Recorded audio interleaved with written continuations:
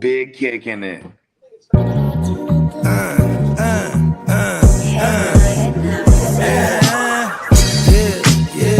With the shit, finna call a blitz, make you call it quits. I can execute the plan on improv off script with my brothers from another living color with the skit.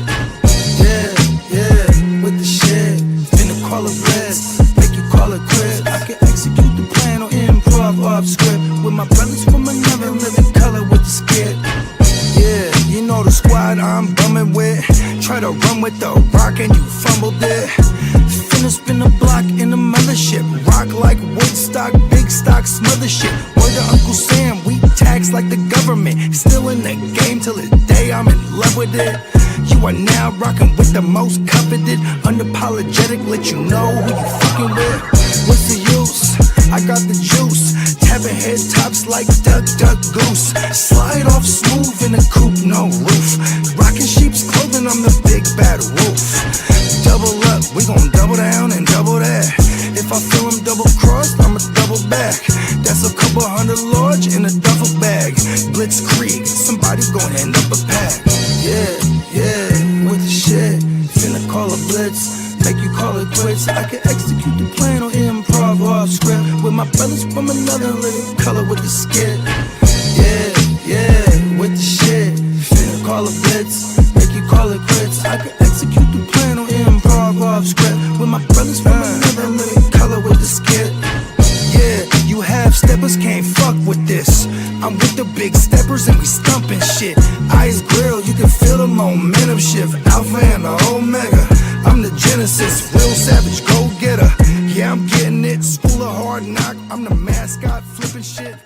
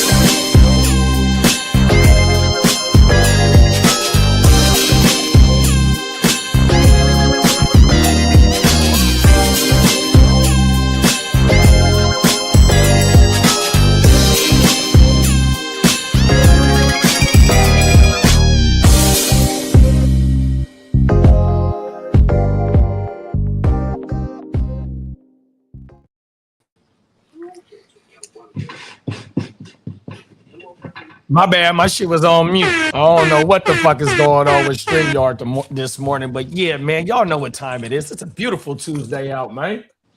Right. So yeah. It sounds like I wasn't the only one that was bouncing and that. Yeah, this shit crazy. Yeah, StreamYard, you better get it together, man. It's the 2nd of June, man. This is about to this is our time for on me again, but you know, I'm in this thing. Yep. Can y'all hear me? Here we are. I'm here, and yeah, Can y'all hear JD? On Lee? Can I hear Lee? Cheers, motherfucker. There we go. We got us. Yo. Can Is y'all it hear working? JD? I can't hear JD. See, there it goes. Shit is bullshit. I'll be right back. It's probably me. These motherfuckers, look, bro. It is June 2nd. This is when fantasy football really started to get hot and heavy. Lee got paused. Lee got a damn good show for us. Y'all know what the fire of the yesterday, how it started off. And here it is. They want to get the tripping on us. They don't want to let us be great today. We having a little bit of technical difficulties. And StreamYard, you supposed to be at the top tier of streaming platforms, but yet this shit is bullshit. Come on now. Fucking A. I don't know what to say. I mean, it's only what up until recently. I mean, occasionally there's some hiccups, but they patch their way into manageable.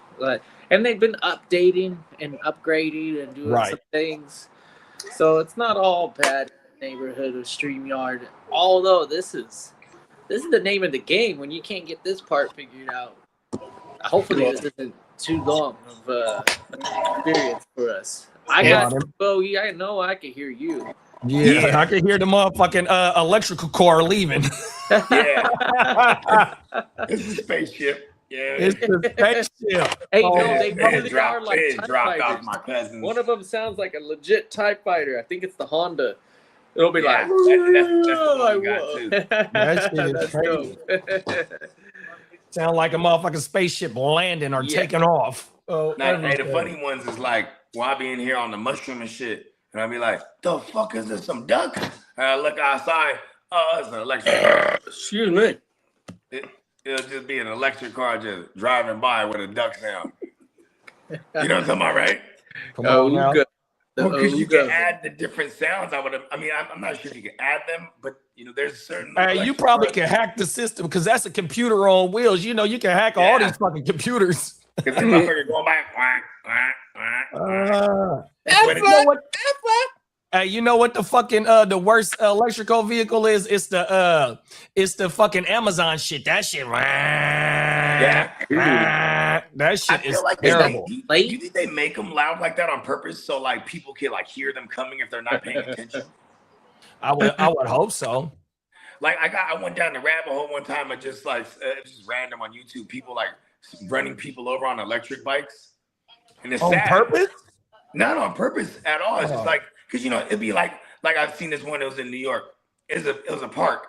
Motherfuckers just walking, jogging, and you just see someone come through, clip someone. Yeah, just because they don't hear them coming. You know what I mean? Yeah. Remember we did the story about the two drunk chicks on the scooter here in downtown Sacramento, and they took out the head chef, and the restaurant was shut down for about a month because he was fucked up.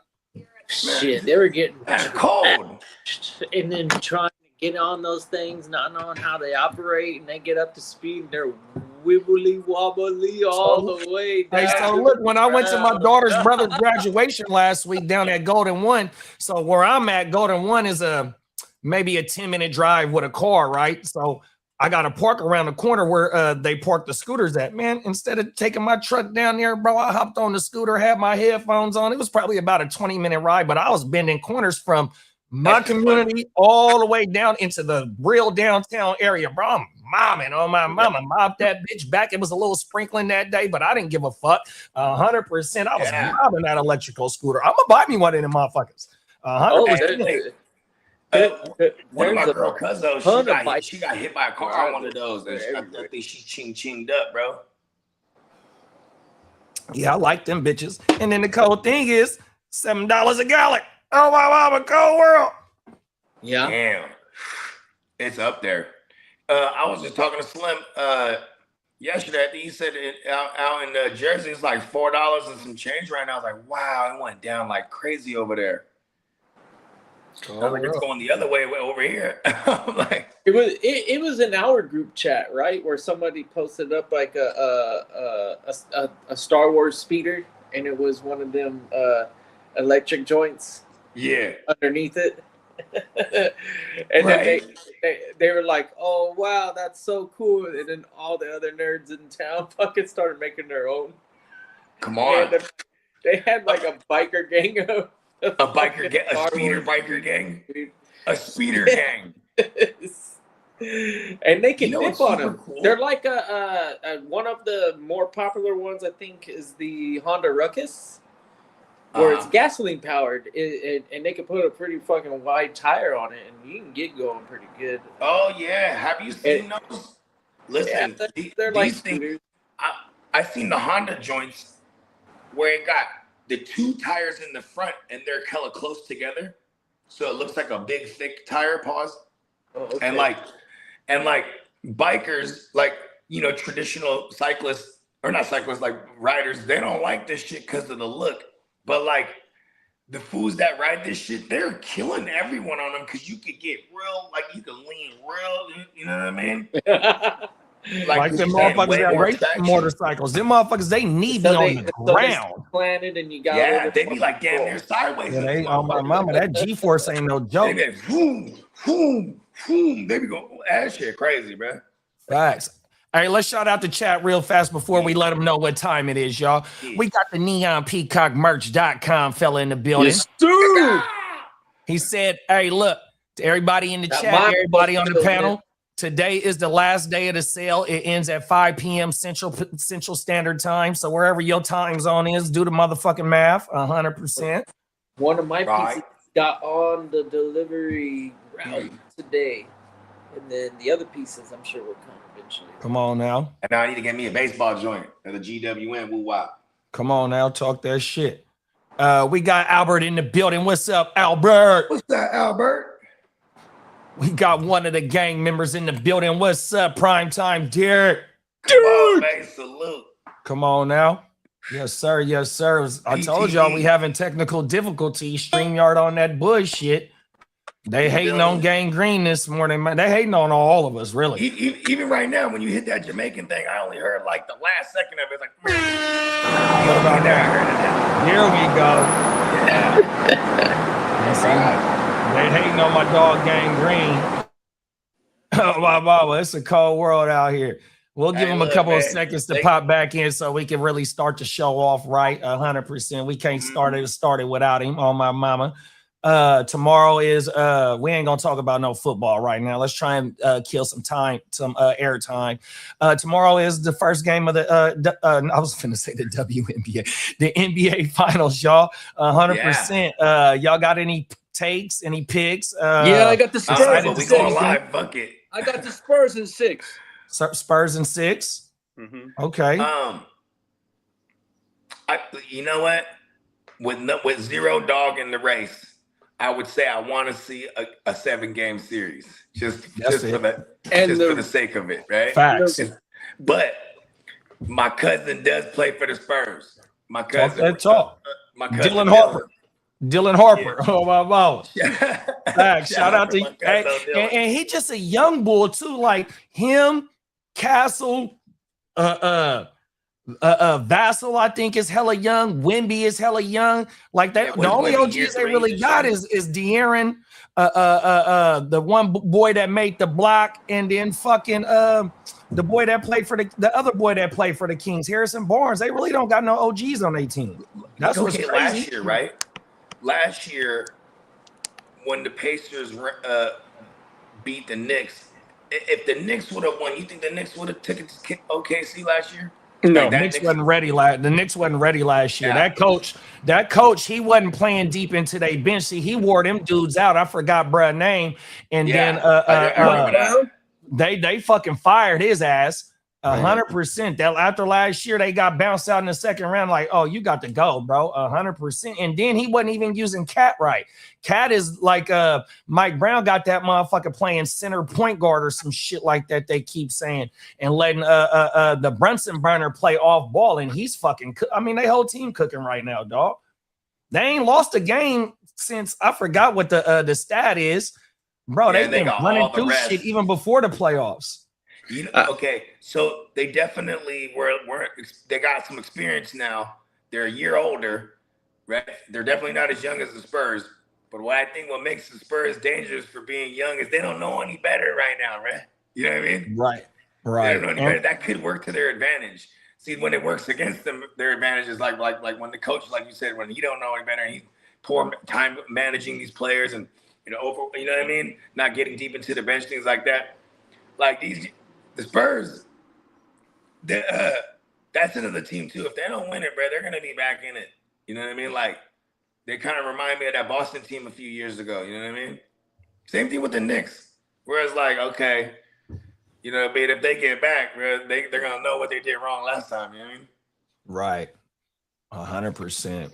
And I'm just speaking on all intangibles. I don't, you know what I mean? You know what I mean? I can't break these players down like that. Yeah, I really ain't into that shit like that neither. But, you know, it's the finals. You know what I mean? This is history. I mean, we went live on all the channels for the first time for a basketball game. What kind of shit is that? That's how much is history. Me and Lee want to be a part of that moment on my mama. And we seen bruh go steal game 7, or the whole team go steal game 7 on the ops floor, 100%. And it was a big fuck you, because in game 1, they got to see bruh get all types of little celebrations and shit. Wemby didn't like that shit, man. Fuck him. 100%. Oh, everything is beef. Sending home the champs feels good. Right. Facts. Hey, we got Ghost Monkey in the building. Top of the morning, big bro. What's up, big Ghost? We got our resident Spurs fan that's saying, go Spurs, go. Come on now. Let's go. Salute Ghost Monkey. And then Derek said, yeah, my Pacers took out the Knicks last year. Wish my boy didn't get hurt last year. Yeah, Halliburton. Hey, the Kings fucked up by sending Halliburton to them. 100%. Keldon Johnson been in the league 7 years, longest tenured Spurred, and he's only 26. Yeah, that's the sixth man of the year. Is that the sixth man of the year? Oh, my mama. Cold world. Man. Everything. Shit, man. We got Gang Green back, man. Can you hear us, Gang Green? Say, although maybe a cold world out there, it definitely is a wonderful day today. Because today you've tuned into a live Mimi's 5th birthday edition of Wake Your Game. Hey, you can hear us though, Gang Green. You good? We gotta start throwing. I can't hear him. Period. Now. Yeah, nah, his shit's still fucking up. I can't even hear Brandon either. Nah, I froze up on him. I was trying to see if we could hear him before we you good, bro? I can hear him. We do it again. Back, gang. Nope. Can you hear me? Yep. Oh, you good? Okay, I'm back. Yeah, there we go. Guess who's back? I booted up the computer. I need to come back now. Tablet to the side. You don't hear me no more? I can hear him. Yeah, we having technical difficulties, y'all. What we gonna do is one by one, everybody go in and come out. Pause. Hit the countdown. Yeah, I'll go first. Or the load up. Yeah, hold on. We gonna play a commercial, y'all. We gonna play the new loader. Shout out to Peacock, man, for killing shit all the time. Wow. And we all gonna come in and come out. Pause.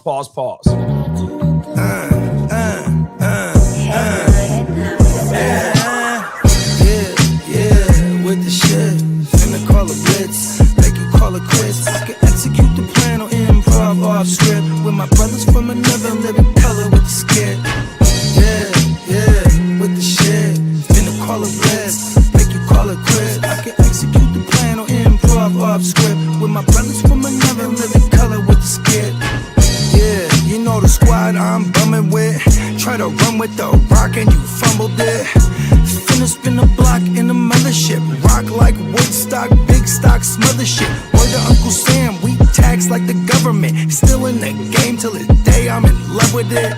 You are now rocking with the most coveted. Unapologetic, let you know who you fucking with. What's the use? I got the juice. Tapping head tops like Duck Goose. Slide off smooth in a coupe, no roof. Rocking sheep's clothing on the big bad wolf. Double up, we gon' double down and double that. If I feel him double crossed, I'ma double back. That's a couple $100 large in a duffel bag. Blitzkrieg, somebody gon' end up a pack. Yeah, with the shit. Finna call a blitz, make you call it quits. I can execute the plan or improv off script with my brothers from another living color with the skit.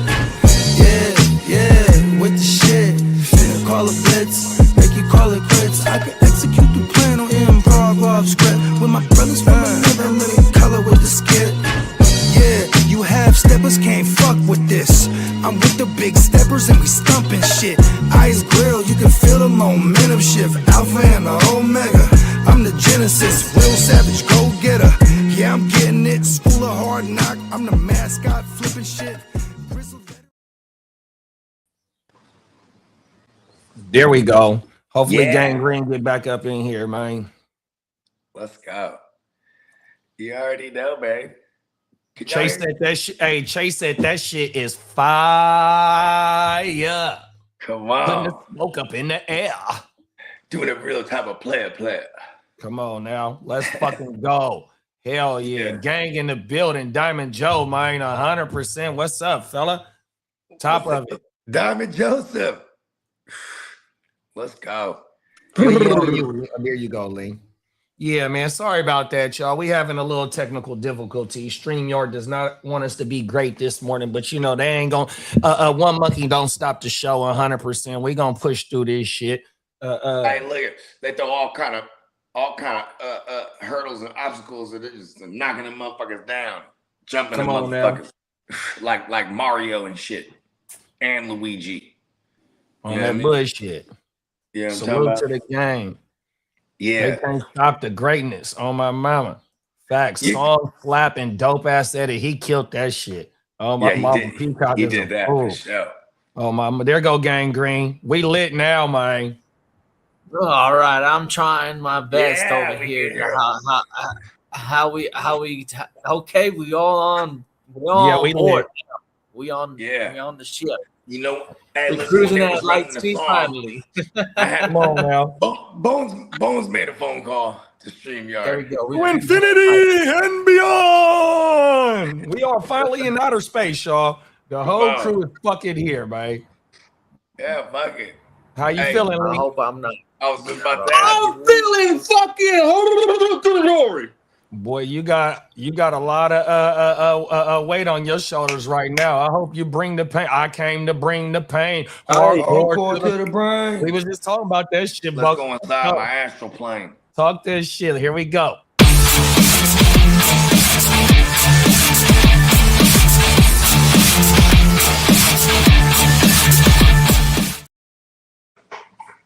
Howdy, motherfuckers! Happy fucking WYGU Tuesday! Let's go! What's up, Kitteh? What's up, JD? What's up, Bogey? And happy birthday, Mimi! Let's go! Happy birthday, mama. Happy birthday. Come on now. That's crazy. She 5 years old. Let's Wait, hold go. on. You ain't even gonna say what up to Bones, dog? You just gonna leave Bones hanging? What up, Bugly Bones? That's it. You know he's a shareholder in StreamYard, man. Do you know that Bones and Lee did a show not too long ago together? Oh, word. Yeah, they did, bro. Oh my mama, we was all off the stream. It was just Lee and Bones, bro. Oh my mama, and that's how I know it ain't no beef. Oh, everything. They did a show together, bro. Oh my mama. Let's go. Facts. Where we going first, Lee? We're gonna go with, you know what? We got breaking news from yesterday. So let's go to the extension. Let's go with the drop, the extension pause. Pause. I did pause it. Do we got no trade? We got a trade.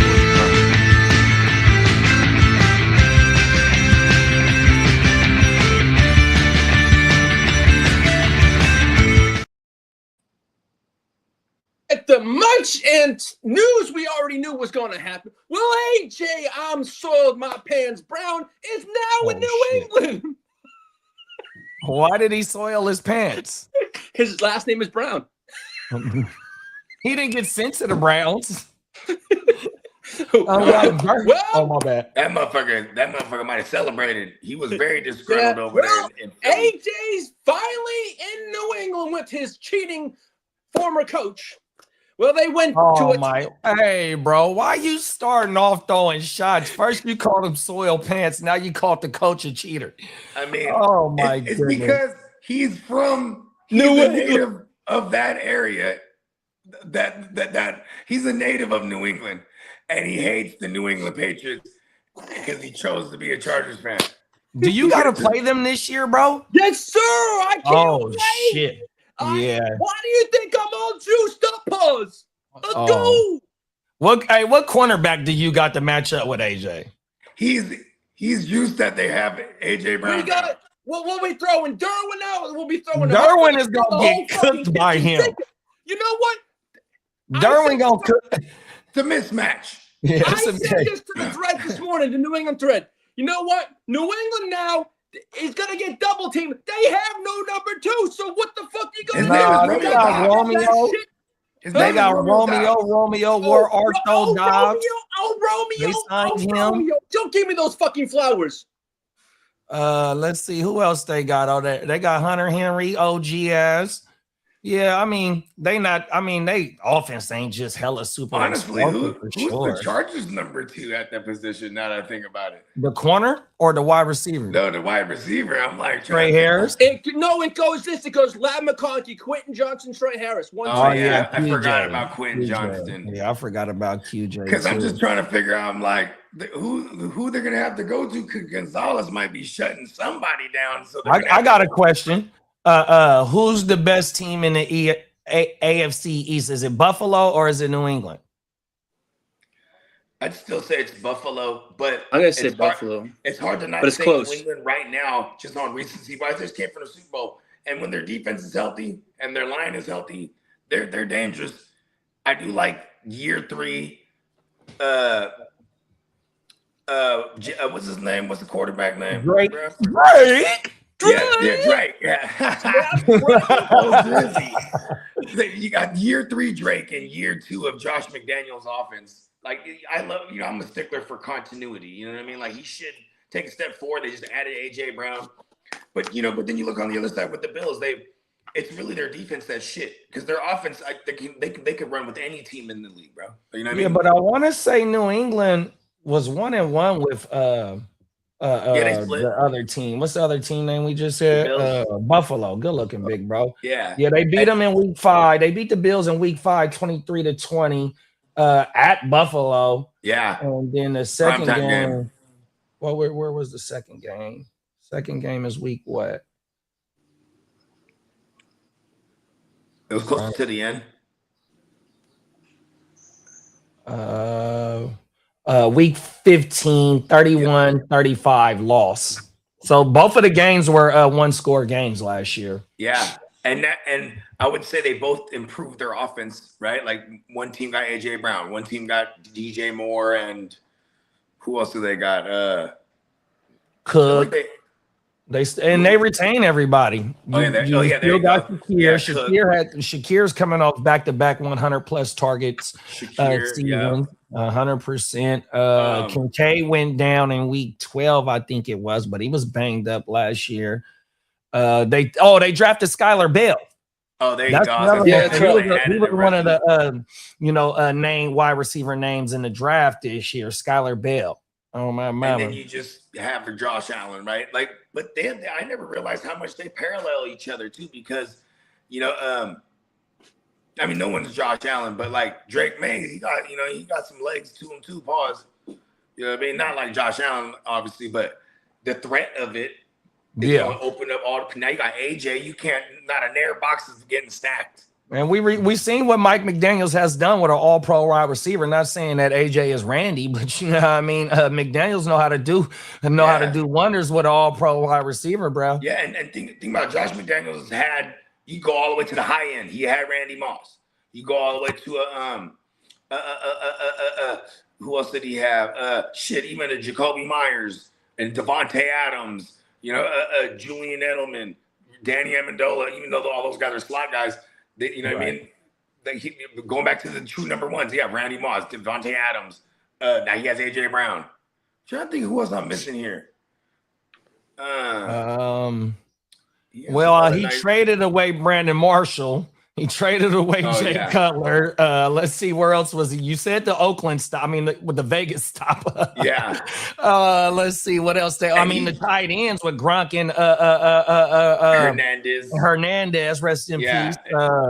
Who else that motherfucker done had? Were they the team that drafted Brock Bowers too? Was he there? I don't know if he was the coach. It might have been the other bread, the Black Bull. Oh, Antonio Pierce? Yeah, the homie. Was it Pierce? I don't know. I'm burnt out. I think it might have been him. Or it might have been him. Yeah, what is Brock Bowers going into year 3 right now? Yeah, he is. He killed his first year, got hurt last year, and then this year, it was Josh McDaniels. Yeah? I can't remember. No. Where's Bakes is in this? Let me go through the chat real fast because Bakes is in here. He'll tell us. What up, Bakes? Joe said, "What up, Bakes?" Oh, excuse me, my bad, Joe. Joe said, "Shout out to Bogues, my man with the master plan. As a father, as a friend, this man is nothing but inspiration to all of us to show up and be great every motherfucking day. Happy B-Day, me. Man, come on now. You want to make me cry, damn it, Joseph. Yeah, talk really that shit, Joe. We got Tino in the building. He listed that awesome list that describes me to the T. That's a list of things that I encourage everyone to do, just because that's the decent human being thing to do. You know what I mean? It's always easier to do the right thing. You know what I mean? Facts. It's harder to suffer the consequences of our own actions when we do some negative shit. I actually came up with a plain Jane joint yesterday. rather be famous for something positive than infamous for something negative. You know what I mean? Cold world. That's a good one, bro. Yeah, because that's hard. It's very difficult. Come on now. Both, Shout out to Tino, man. Top of the morning, Tino. What up, Tino? Top of the morning, Bakes. Top of the morning, Bakes. Chargers are deplorable. Hey, we got Kitteh in the chat. So Kitteh, that's his shit fucking up on him. Bakes said the Rams is taking the Super Bowl. King D, love to hear that. Top of the morning, King D. Top of the morning, King. I mean, shit, bro. That was the first thing I said yesterday. Like, they're gonna win it at home again. Cool. No. Peacock said how to fix having a huge lead head on the screen. Turn off center stage on iPad. Control center. Swipe down from the top right corner of the iPad. Video effects. Tap center stage to turn it off. Hey, and that's why StreamYard be fucking them clips up when you auto generate that shit, because your ass be like this. Cold world. Kitteh said New England is nasty, but Buffalo can't figure it out. Yeah, you ain't lying, big bro. And then like they defense though, I know they brought in Chubb. I think they attacked it in the draft this year. I don't know what other free agent they brought in. You know what I mean? So. And I will just say, I don't give a fuck what Mike Vrabel is doing off the field. You know what I mean? I actually don't give a shit. But like him as a coach, this motherfucker routinely has got into the postseason as a head coach with Tennessee back then. And it's like, who did he have? Just basically Derrick Henry and AJ. And then he just coached the shit out of that defense because that defense didn't really. Maybe Kevin Byard was super legit, but it's like what like notable names back then was just like. No, it was the way they were coached. You know what I mean? They got to the AFC title even at one point with Tannehill, by the way. You know what I'm saying? So then what he did with year one and with Drake May, it didn't really surprise me. What I'm mad about is that they couldn't get the job done and let the Seahawks win it. Anyways. Hold on, Lee. Let's catch up in the chat before we move on. Oh, everything. Kitteh said May is like an old school Herbo. Come on now. Oh, damn it. I didn't gate about it, love. It zooms away anyway. Hey, they telling you, they over here on their director mode in the chat, bro. You might want to just take a few steps. Can we get 5,000 from May though? In the air, I would love a 5,000 yard combined season. You know what I mean? Maybe like 4,200 in the air. I got 4,400 from 800, but that's asking a whole lot. I ain't gonna lie. Especially on the first, but they got to see but with McDaniels and what his offense can do, bro.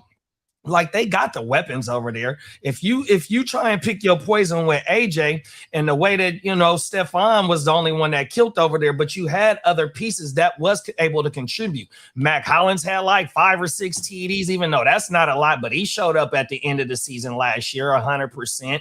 Fucking we seen Pop a little bit here and there. We seen Kayshawn. He had like 5 or 6. Kayshawn Booty had like a 14-yard 100%. And then also they took Kyle Williams in the draft last year, and he had a nice 2 or 3 games last year. So, and this is another year for him to step up into this system, 100%. So, yeah, man. And with the other wide receivers in the pass catchers, this their second year. Oh my mama. So, yeah, bro. New England got a nice little. They building something nice over there, bro. I don't know what they did on defense this year, though. That's another thing. They brought most. I think they brought most of it back. I think they had tucked the offensive line though in the second round because that tackle he was getting beat up too. Campbell, I forgot. Campbell. They're saying he may remove the guard. Oh, I did see that. That's crazy. That is crazy. New England's not sold on him as the left tackle, Mark. That's crazy, bro. That's a very important spot. That's the blind spot for the QB. And they took him top 5. Exactly. Joe said we saw Jaden take the Commanders to the title game, be an MVP candidate, and then take a step back the next year. May got them to the bowl MVP candidate. This could be a big regression year. Especially with a first place schedule. But here's my thing. Right. They added AJ Brown. They got year 2 with Josh McDaniels, and Drake May he's been more than flashing. I think that offensive line was the biggest issue last year for him. Because especially once they got all beat up, he was taking sacks to the ass, bro. Pause. Yeah, he was getting If they can fucked fix up. that, I mean, this is why I feel like he ran around a lot last year too. But how? Yeah, I want to say he had about 400 yards on the ground. And Right. Lee, I got to give you some love because the whole time you were reporting on the AJ shit, I said there's no way that there's no other team that was in on his services, and then I also said that there's no way that Howie accepts a 28 first, and both things happen. What they got was New England gave up a 28 first round pick and a 2027 fifth round pick. Now, also in this, AJ Brown reportedly is just $7 million. AJ is a $7 million cap hit this year for New England. Oh, now, wow. AJ, And they got blessed. Yeah. He readjusted his contract, that's why. I mean, Hey, Kitteh. Hey, Gang Green. We had 43-94 in passing, and we had 450 yards, bro. We almost had a 5,000 yard season from Drake May last year. And to answer the question, can Drake May get to 5,000? I think no. Those rushing if that offensive line operates well and the run game gets going, because now he was only 600 yards. He was only 600 yards away from throwing for 5,000 last year. That's what I'm saying. Like the lesser rush attempts for him is gonna, to me, equal more pass attempts. Like I think we can get close, man. You got AJ. He outthrew Josh Allen by 800 yards. You got AJ just passed his physical too. Romeo Doubs now. It's like plus the speed of Kyle Williams. And like, if you guys go back to like Phil, what was the boy? He played for both the Colts and New England. Reggie Wayne. Nah, Phillips. This was like in recent history. He won a Super Bowl with them the last time they won it too. Yeah, but anyways, it was the guy they picked up from the Colts and they replaced Brandon Cooks with. Because here's the thing. While I'm bringing this up. There's a role in that Josh McDaniels offense where you just always have a speedster on the outside. Remember when the Rams had traded away Brandon Cooks? Actually, they traded for Brandon Cooks, right? Yeah, he got hurt in the Super Bowl. He got fucked up in the Super Bowl. And here's what's crazy is that when Brandon Cooks played for the Patriots, all they had him doing was running on the outside, running 9 routes and running go routes and shit. You know what I mean? Like they just had him taking the top off all day, every day. So that's what Kyle Williams is going to be. And you got big body Romeo Doubs over the middle, and you got AJ, who you're just going to have to account for everywhere they put him. You know what I mean? Cold world, bro. Like they're going to be nasty. And then there's even still Hunter Henry still there, huh? Hunter Henry had a damn good season last year. What I'm saying. And I think his season was due to the attrition. Am I saying that right? The attrition at the position. Look, I'm just busting. Pause. Come on now, talk your shit, bro. Because they were just utilizing anyone they had last year. Now they actually have weapons. No, them is facts. An all pro at the position, dog. That still got 1,000 yards last year in a year where it was a shit show over there on off line. Well, they got to the playoffs, but you know what I mean. It wasn't a typical season, especially compared to the season where Brett went for 2,000. Well, you know what I mean? They was running through shit, Super Bowl champs type shit. You know what I mean? Oh my man. Shout out to my dog, aka he's on fucking fire. What's up, Brandon? Yeah, Brandon said, you know what? Man, fuck the Rams too, 100%. I ain't saying them motherfuckers is winning the ball. Fuck them, dog. 100%. Oh my mama. Tino said Braid's 4 losses from losing the locker room. Kraft don't like motherfuckers that roll like himself. Well, just wait for the away games. Vrabel's gonna hear about it in every goddamn stadium. You know what though? So some fresh shit. You know, so in a profession like that, damn near in any profession where it's a 9 to 5, bro, your outside is not supposed to come inside to your workplace. You feel I don't give a fuck what it is. No, exactly. 100%. You know what I mean? And I'm not judging bro or nothing like that. Like Bogey said, I don't give a fuck about both of them, her or him, 100%. But yet he is at the top of that organization, 100%. And for this shit to get out, and then the cold thing is like, you know, they got a lot of history together, 100%. So yeah, you know, you definitely gonna have to answer for it, and we really ain't heard too much from it. So he gonna have to get out in front of it here pretty soon. And you know, crazy, and you notice that it's died down. It's died down for a reason. Yeah, they paid everyone they had to pay. But here's the other thing, too. Yeah, drafted. I thought about this too. Imagine, all right, Lee, you're in the streets, right? Yes, you're in the streets, right? You see Mike Vrabel in the streets. You ain't saying nothing to no Mike Vrabel. All I'm putting on is you are dirty saying nothing to no Mike Vrabel, bro. Mike Vrabel is a beast of a man still. Hey, you gotta remember this day and age of TMZ and shit like that. We got Lee MZ, we got LMZ. Oh my mama, what breaking news! Oh my God, we need this. Cold world. Hey, shout out to the crooked fella. What's up, bro? What's up, crooked? Well, AJ Brown just passed his physical. He's gonna be at practice today. Come on now, let's go. Oh yeah. Matter of fact, NFL Live, because they got my boy. I can't Reese. I can't think of a reporter name. The New England reporter, Mike Reese. Oh no, yeah, he gonna be at the practice because he covered the Patriots. He's the Patriots reporter. Yeah, they gonna be live at the practice today on NFL Live at 1 p.m. our time. AJ's gonna wear number 1, and here's Diana too. Oh bro. wow! This just came out not like 2 minutes ago. Mike Vrabel also said joint practices with the Eagles will be August 19th and August 20th in Foxborough. Oh wow! And that's crazy. And you know who's covering the Eagles now? Who's that? Dirty Diana. It's all orchestrated. It's Dunkin' Donuts. It's Dirty Diana. Oh, hey, Joe got you. He said Philip Dorsett. That's the wide receiver name. Philip Dorsett. And see, and that's how bad of a motherfucker Josh McDaniels is, because he's like, man, fuck it. Trade Brandon Cooks to the motherfucking Rams, Bill. Y'all know where Philip Dorsett, you know what Philip went to? The same shit. He went to the U. Oh, my mama. I don't know how I didn't remember that. My damn self. I keep calling him Phillips, I think, with an S. I put an S on everything. Yeah. King D said Cooks was too short. If he was a few inches taller, he would have caught that TD.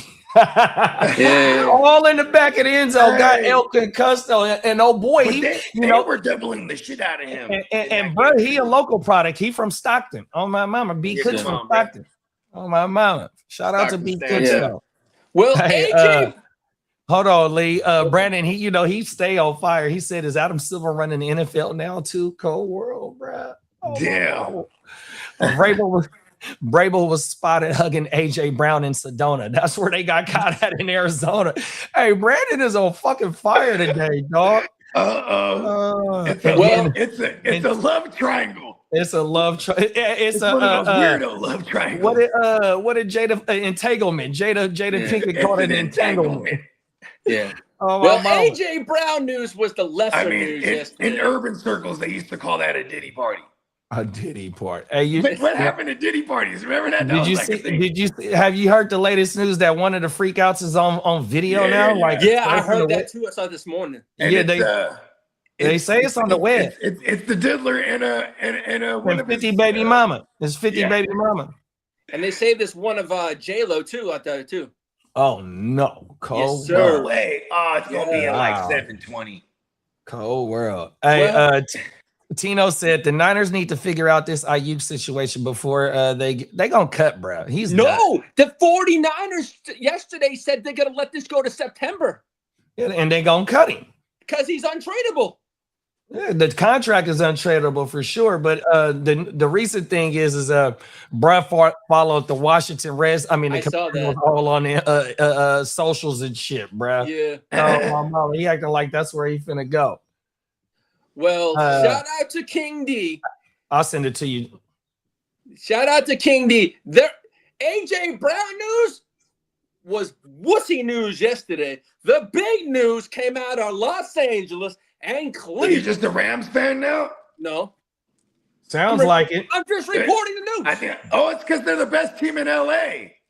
I got that yesterday. You know what? I used a cold motherfucker for that one. I saw that in a thread yesterday, and I said nothing Who's because I house? know it was a dig at me. And I said, fuck it, I'm going to ignore that shit. I let it go. You take so much solace in things that No, goes against hey, us. it's not my fault. Things The that Rams goes said against fuck those us. picks, is it? I didn't say fuck those picks. That was my team. 1994. Well, I don't give a fucking razz. That's 30 fucking years ago. Motherfucker, I if they're don't know, going to get sounds rid like of you them 30 do. fucking years, shut the fuck up. Ooh. Hey.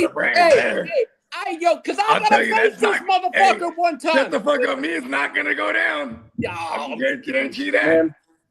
Well, the Cleveland Browns yesterday and the Los Angeles Rams made a blockbuster trade. Myles Garrett going from Cleveland to the LA Rams. And the compensation was Jared Verse to the Browns, a 2027 first-round pick, a 2028 second-round pick, and a 2029 third-round pick.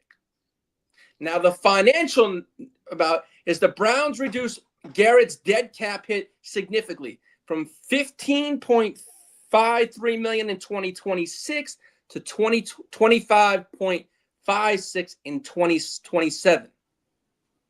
The Hollywood Rams be. Yeah, I mean, Cleveland made out as well too. They bro. did. I think The they Rams gave up picks for the next 3 years. Not only And the was it Rams that don't give a first, fuck about them picks. yeah, 100%. But the Browns is in good position, bro. They got 2 firsts next year. They got 2 seconds in 28 and then 2 thirds in 29, bro. They get to build their roster out. And they've already been building it out. Last year, they got 3 starters in the draft. Ooh, You got put them in- the running back, you got the tight end, and you got the linebacker. Ain't no telling what this draft class that they just got how well that shit turned out. 100%. Yeah, they got, Now, I did they see got the weaponry. yesterday. Oh, they got 4 starters because they got the motherfucking linemen. They got the lineman from Michigan, the D tackle. So, bro, they got 4 starters out that draft, and then you have Verse. Verse contract is over with this year, so they're gonna have to pay Verse 100%. So the Browns is all right. Oh my mama. Now, also, I saw on hold on, NFL. Lee. And next year with them 2 picks, they're gonna take 2 quarterbacks. I'm telling Do you think this puts them in the Arch Manning category? Well, they're gonna have to suck. They're gonna have to suck. Well, Yeah. but I was watching the NFL Network yesterday, and they said they better hope. Hold on, you better hope Grandpappy Manning don't be like, no son of mine's playing for Cleveland. You know what I mean? We've seen But it do it NFL before. Network yesterday said the Cleveland Browns owner is very close with the Manning family. Oh wow. Yeah, they're very close friends, and that came out yesterday. Is what's his name? The husband and wife. I don't know their last name that own the Browns. They said they're extremely close. They actually went to high school together. Are they The Browns neighbors? owner? Are they? Yeah, are the they Browns like, owner. I don't know his last name. Are they like a good neighbor? Hey, that's State Farm. Yeah, I can't think of the Browns owner right They now. far I give don't me know money. why. They had to own the team forever. They ain't never sold their team. All they did was move that motherfucker. Oh wait, no, that's the new Browns. That's the new Browns. The old Browns is the Ravens. Excuse me. Jimmy Haslam. Became the Ravens. Oh, Haslam. Yeah. Jimmy Okay. Haslam and his wife. What's her name? Dee. I don't know. Yeah, I guess don't know. He's very good friends with the man. Who Peyton is or they daddy is? No, the daddy is. Oh, the dad is. Oh, okay. Yeah, daddy is. I'm the pappy. So Brandon, hey, Kitteh said this is your language, Lee. a whole bunch of cuss words that's bleeped out. Oh my mama. Brandon said, hot take, pick 32 is second cat pitching as first. What you saying? No, I was no. And then Lee said, Crooked said, Lee, raise your voice again and you're going to find yourself grounded. I don't care how big your ear is. Crooked, I'm always grounded. Crooked, I'm always grounded. It's nothing new.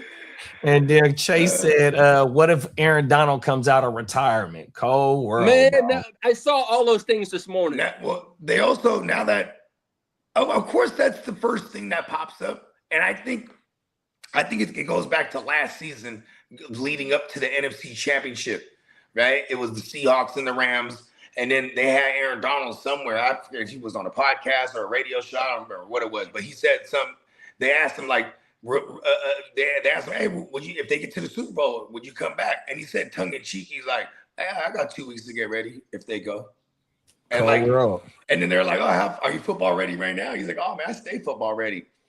And like, you know what's crazy? I'll never forget that video of Aaron Donald training back in the day. This is like 10 years ago, where like it was in the offseason, and there's this video that went viral, and there's this dude, he has these 2 knives, like 2 like long machete like type knives, and he's just coming at Aaron Donald, and Aaron Donald's just blocking shit. But it don't look like choreographed. He coming at him, you know, that shit was sick. I was like, see, you can't fuck with Aaron Donald, man.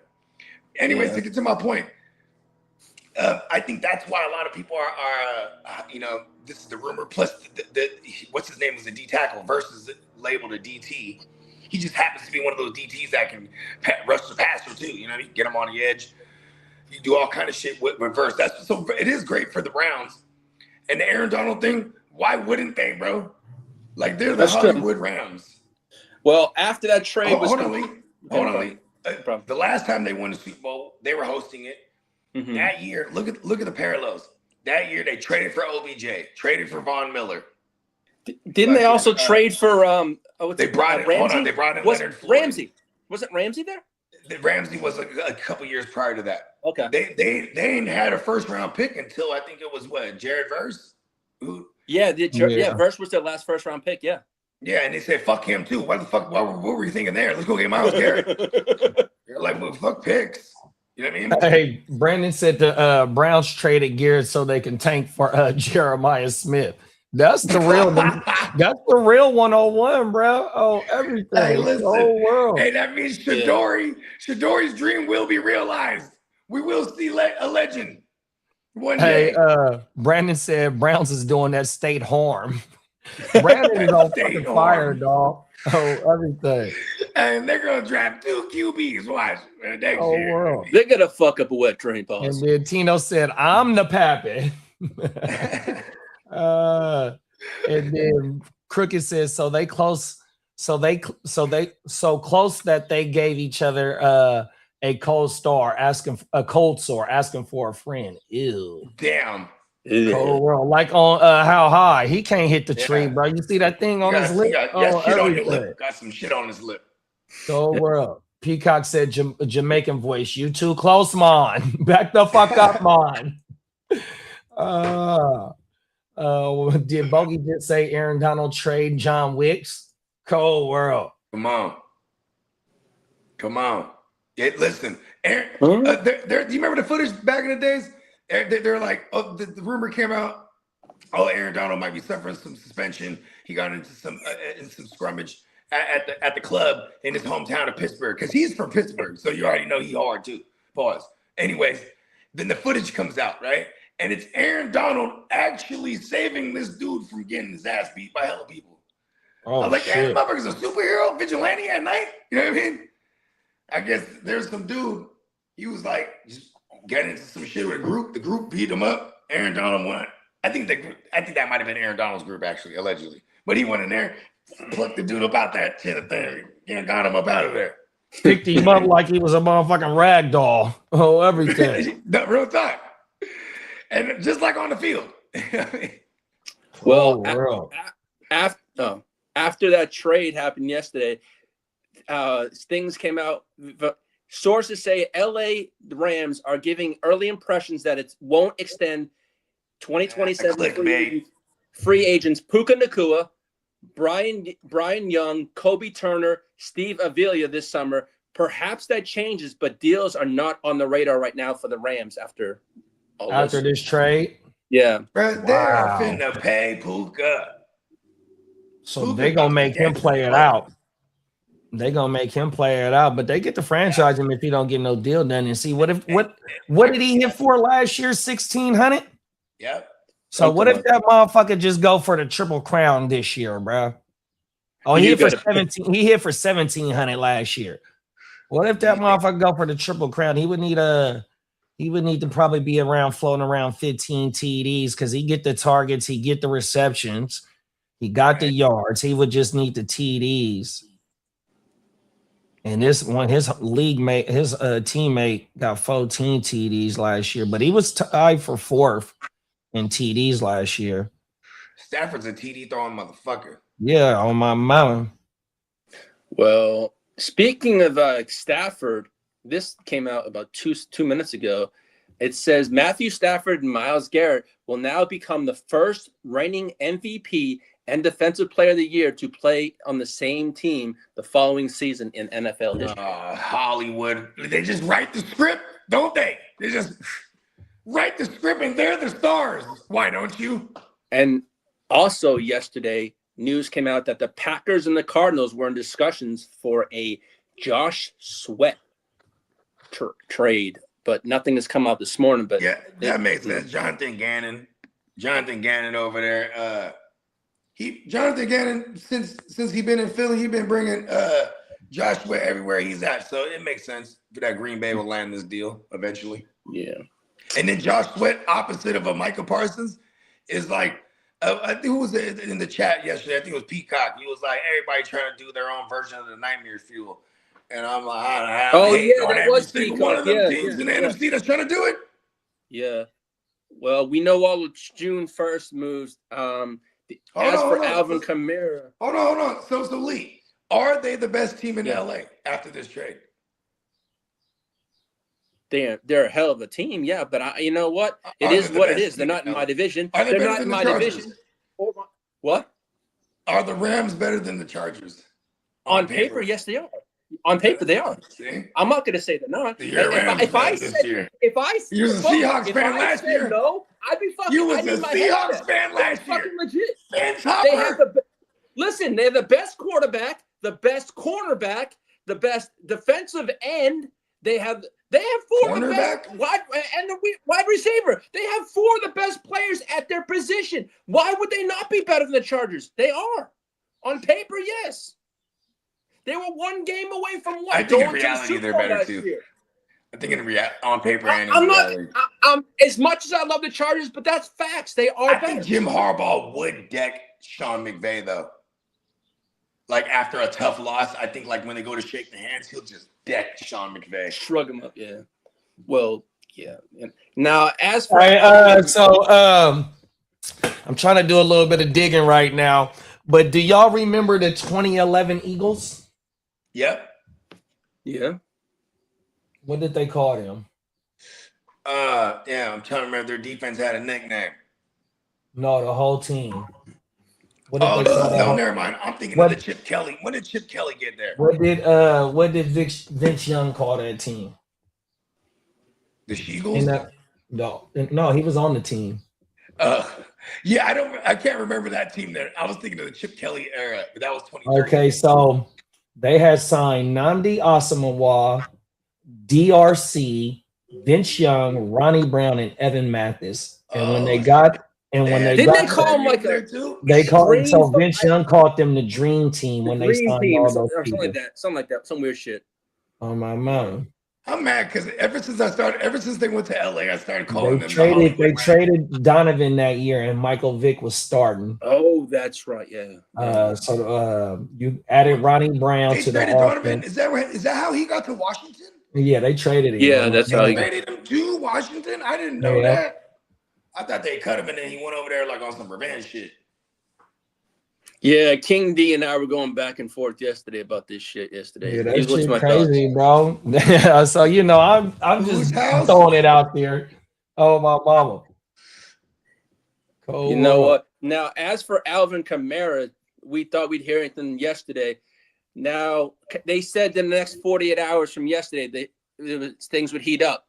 But the Jaguars and the Bills are viewed as possible landing spots for Alvin Kamara. They have been touching base with the Saints to see if they can work something out.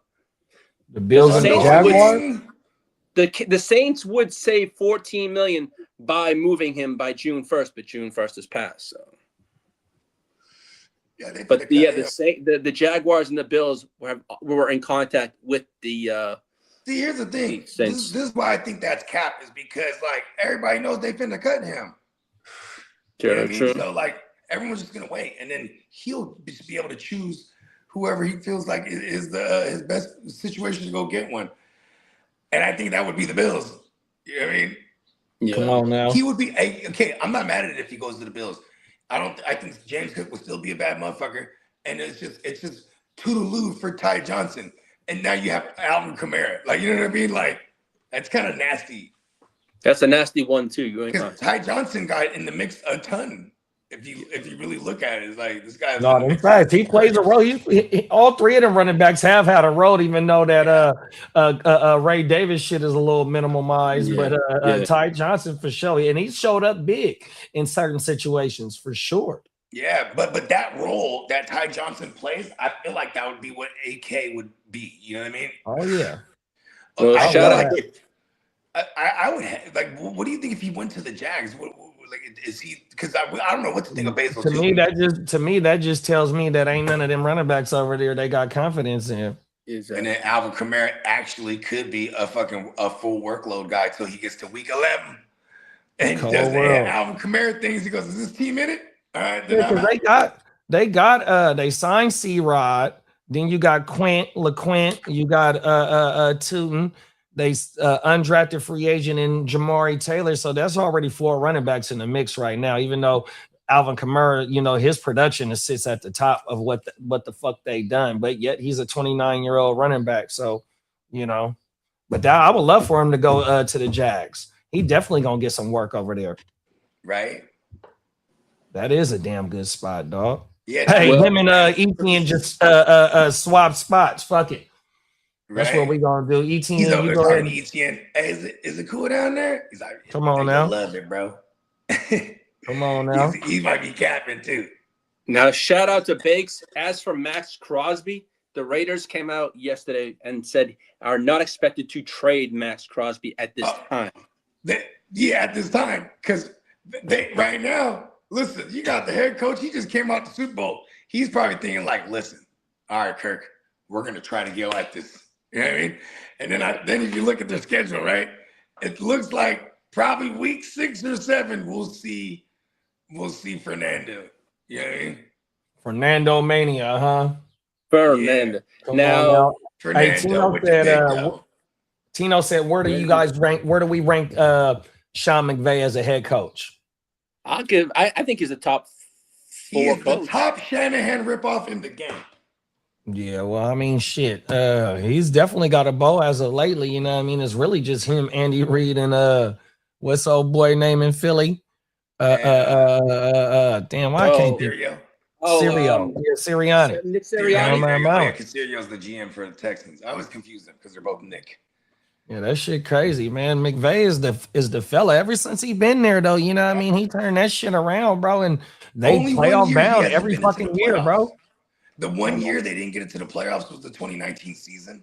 We actually went on to the Super Bowl, and then that very next year, he's like, all right, we're gonna give Goffel one more chance. And if y'all remember, before Sam the Wolf Howell, we had another Wolf, John the Wolf Walford. Remember him, John? And in that 2020 season, that was that crazy COVID year. Jared Goff, he wasn't really handling, but towards like the end of the year, so they made a swap to Walford. They won a couple games. They got into the playoffs. Walford was going to start. He gets hurt, and then Goff leads them to like a comeback win. But then they lose in the divisional, right? Then they're like, screw this. Yeah. They heard we was trying to get Stafford, so I'll give him props. Shit. They said though, like the cool thing is like they had that trade in the works. They've been working on that 100%, and they reassured Stafford that after they took Ty Simpson with that pick, that ain't nothing. We're not done yet. Schrager, because Schrager does a pod with Yeah, McVay. he does a pod with And McVay. Schrager been on top of that shit, even though he said he didn't have no inside information that it would be the Cleveland Browns player, but he said that he knew that something was coming up 100%. Even shout out to MJD because he worked for the Ramley. So on the NFL Network, they're playing him an interview with him on his phone. He was probably at home. I don't know where he was at. Shout out to Big Bro. But he was like, yeah, he heard the same thing. Now, he didn't know that it was going to be Myles Garrett, but he heard that they were in the works for a trade right when this shit came, bro. 100 or, before the shit came, excuse me. And they showed that on the NFL Network yesterday. Yeah. Well, I'm hating. Yeah, no, that shit crazy, bro. And then you got to remember, too, though, they brought in McDuffie, another all-pro player, 100%. And they gave him a first-round pick for it, too. Yep, they own first round pick. That Ty Simpson pick wasn't they pick. That was Atlanta's pick. Exactly. And now they're gonna trade Ty Simpson to Atlanta for 3 firsts next year. Cold I hate world. him. And Stafford gonna play another 4 years. Cold world. I will say this. I think that's the best. Head coach GM tandem. For sure, even over Howie Roseman, just because, especially after this move, because they have a formula for winning and getting the Super Bowls and being ultra aggressive in free agency and just getting star power.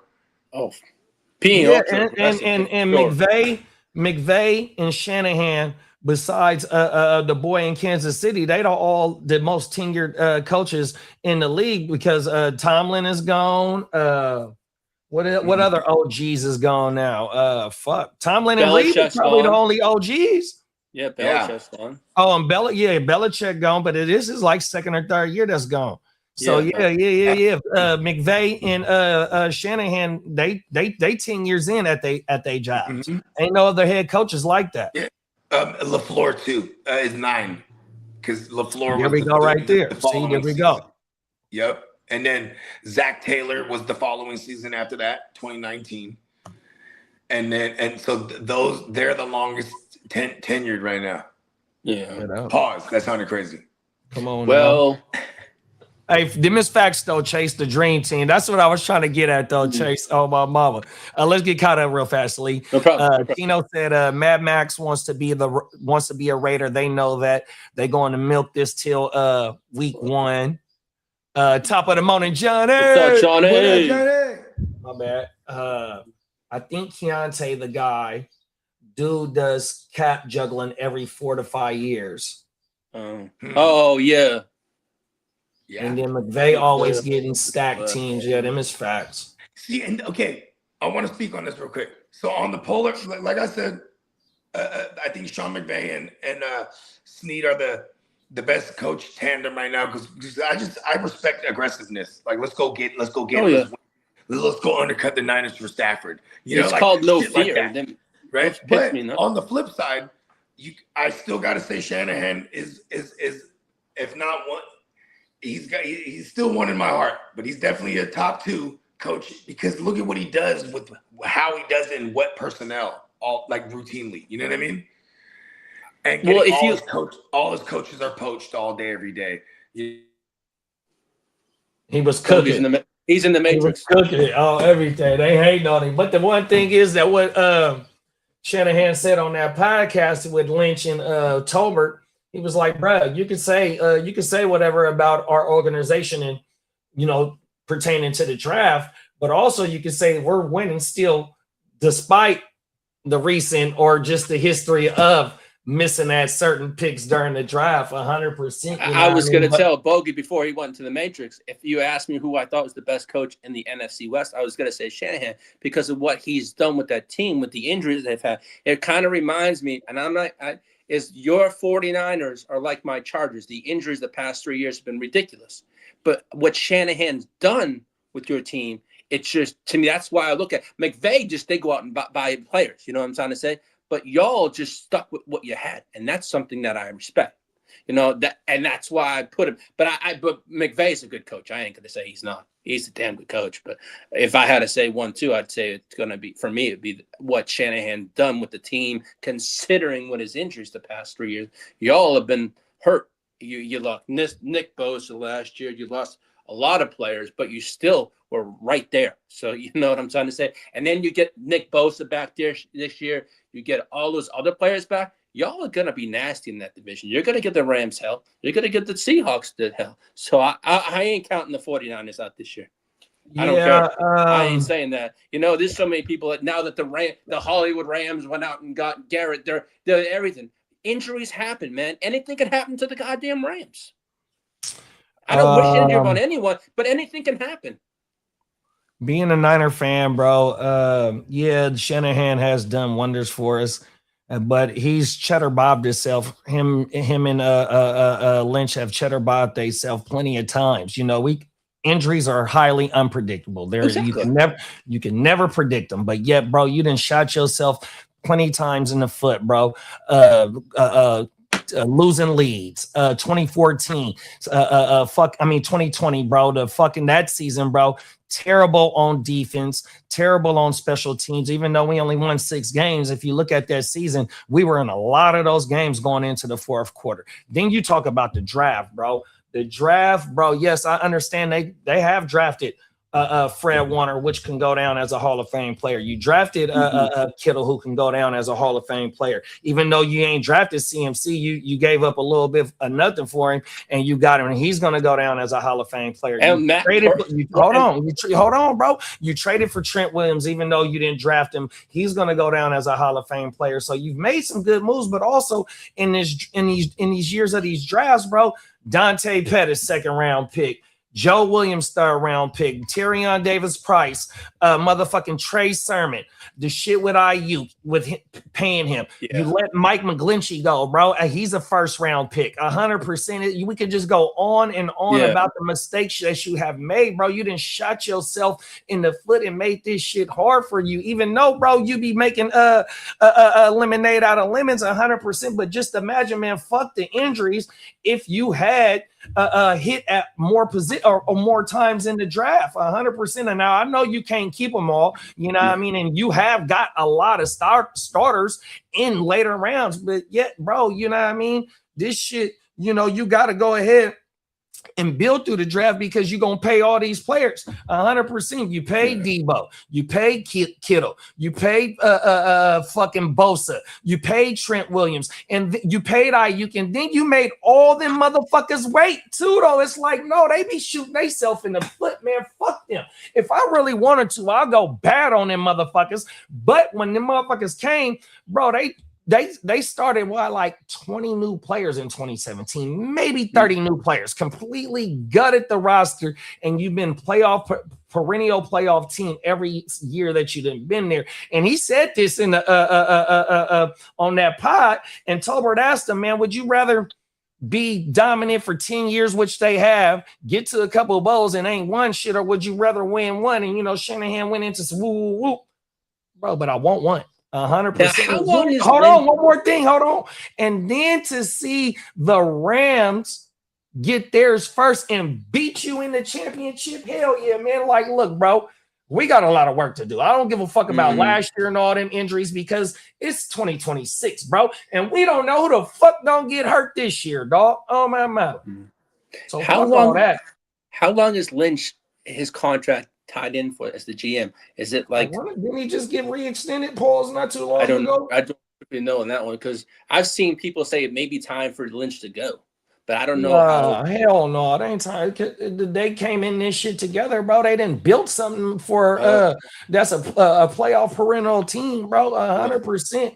You know what I mean? The year after the 19 season, they didn't make it. 2021, you lost in the NFC Championship. 2022, you lose in the NFC Championship. 2023, you in the motherfucking Super Bowl. 24, you only win 6 games. Like, look, bro, they've been in the playoffs they whole motherfucking 10-year, dog, except for 2 fucking years. I looked it up. His contract expires this year. Oh, wow. Yes, this is his contract. Yeah, it says here, his last major multi-year extension signed in 2023 tied him to the organization through 2026, the end of the season. Oh, so it was 2023 when he re-extended Paul. Yeah, Wow. so it's this is the year unless they gotta extend him pause or whatever's Oh, gonna so he on the hot seat. happen. Oh, my motherfucker better get it together. Oh, everything. Like I'm saying, man, like Niner fans, I mean, yeah, I understand the being relevant, but you know what I mean? It's like, look, bro, we didn't let two of them slip out of our hands and then get to back-to-back NFC championships. It's like, bro, you know, you can only sniff it for so long, man. You want to try and, you know what I mean? Cold world, but you know, pause. But man, come on now. Tino said I would agree with both. I got the hard bros 1 and 2 and Shanahan 3. Niners really don't have anybody elite besides CMC. They just got a good coach team that never makes coaching errors. Man, we got 5 Hall of Fame players on the team right now. It ain't just CMC. No, everything. Cold world. Facts. Yeah, and then cold thing is, bro, the run game is terrible as fuck. 100% the real Shanahan shit is dominant in the run game. 4.5 per clip, bro. They was only 3.6 last year. 100% shittier than a motherfucker. Why you think Brett had to get 129 targets? Boo-boo ass wide receivers. That's why they attacked all that shit in the offseason this year. 100%. Oh my mama. There you go, boy. I gotta take a call. My wife is right here. I'll be right back.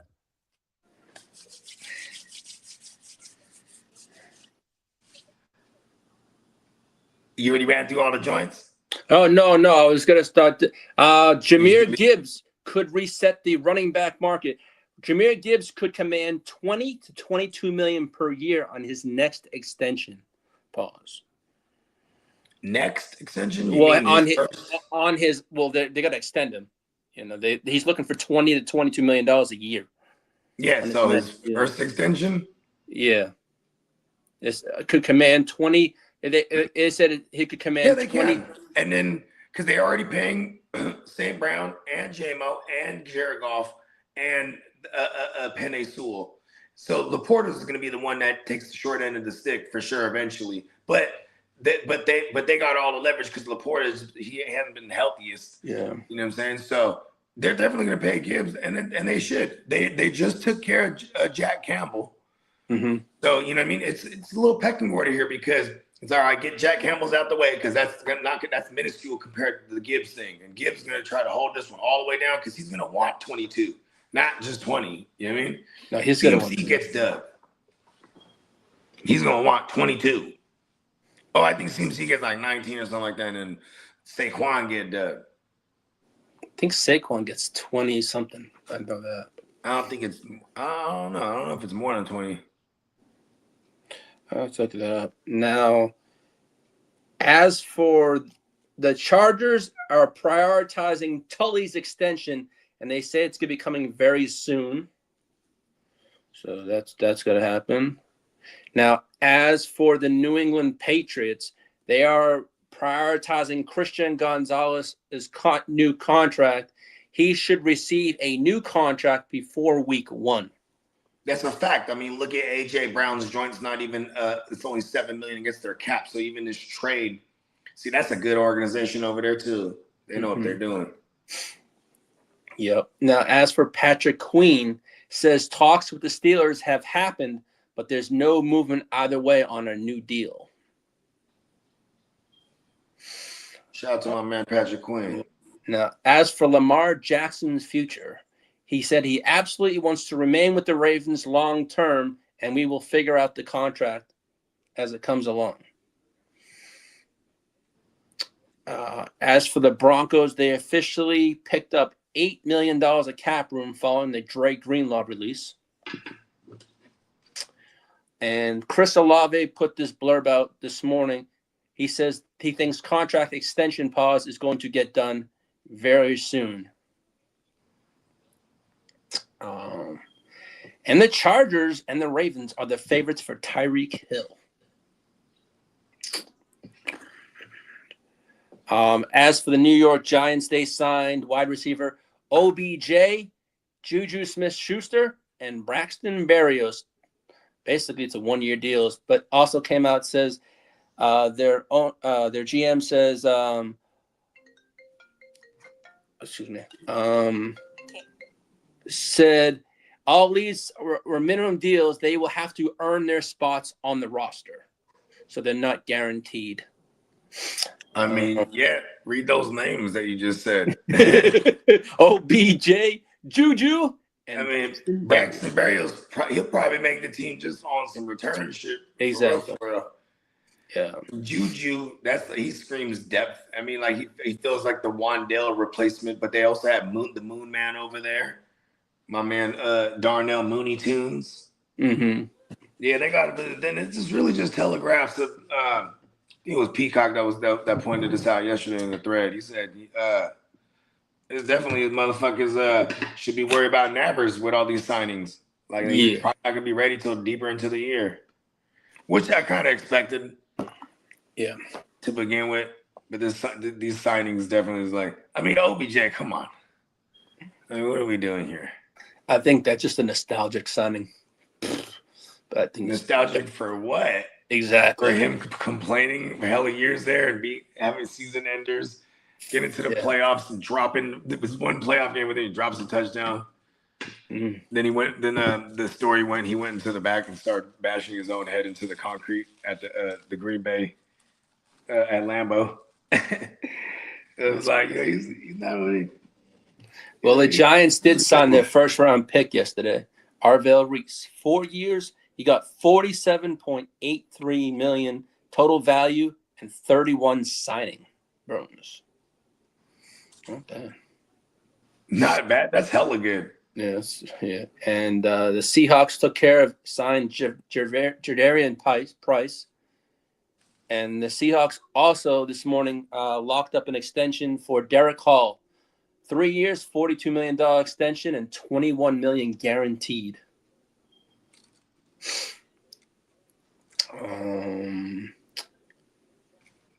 And we know about Caleb Williams is going to be the Madden cover. He'll be the first Chicago Bears player featured on the Madden cover. Oh, that's dope. They never had like Forte on there back then? No, they've never had a Bears player on the cover. He'll be the first.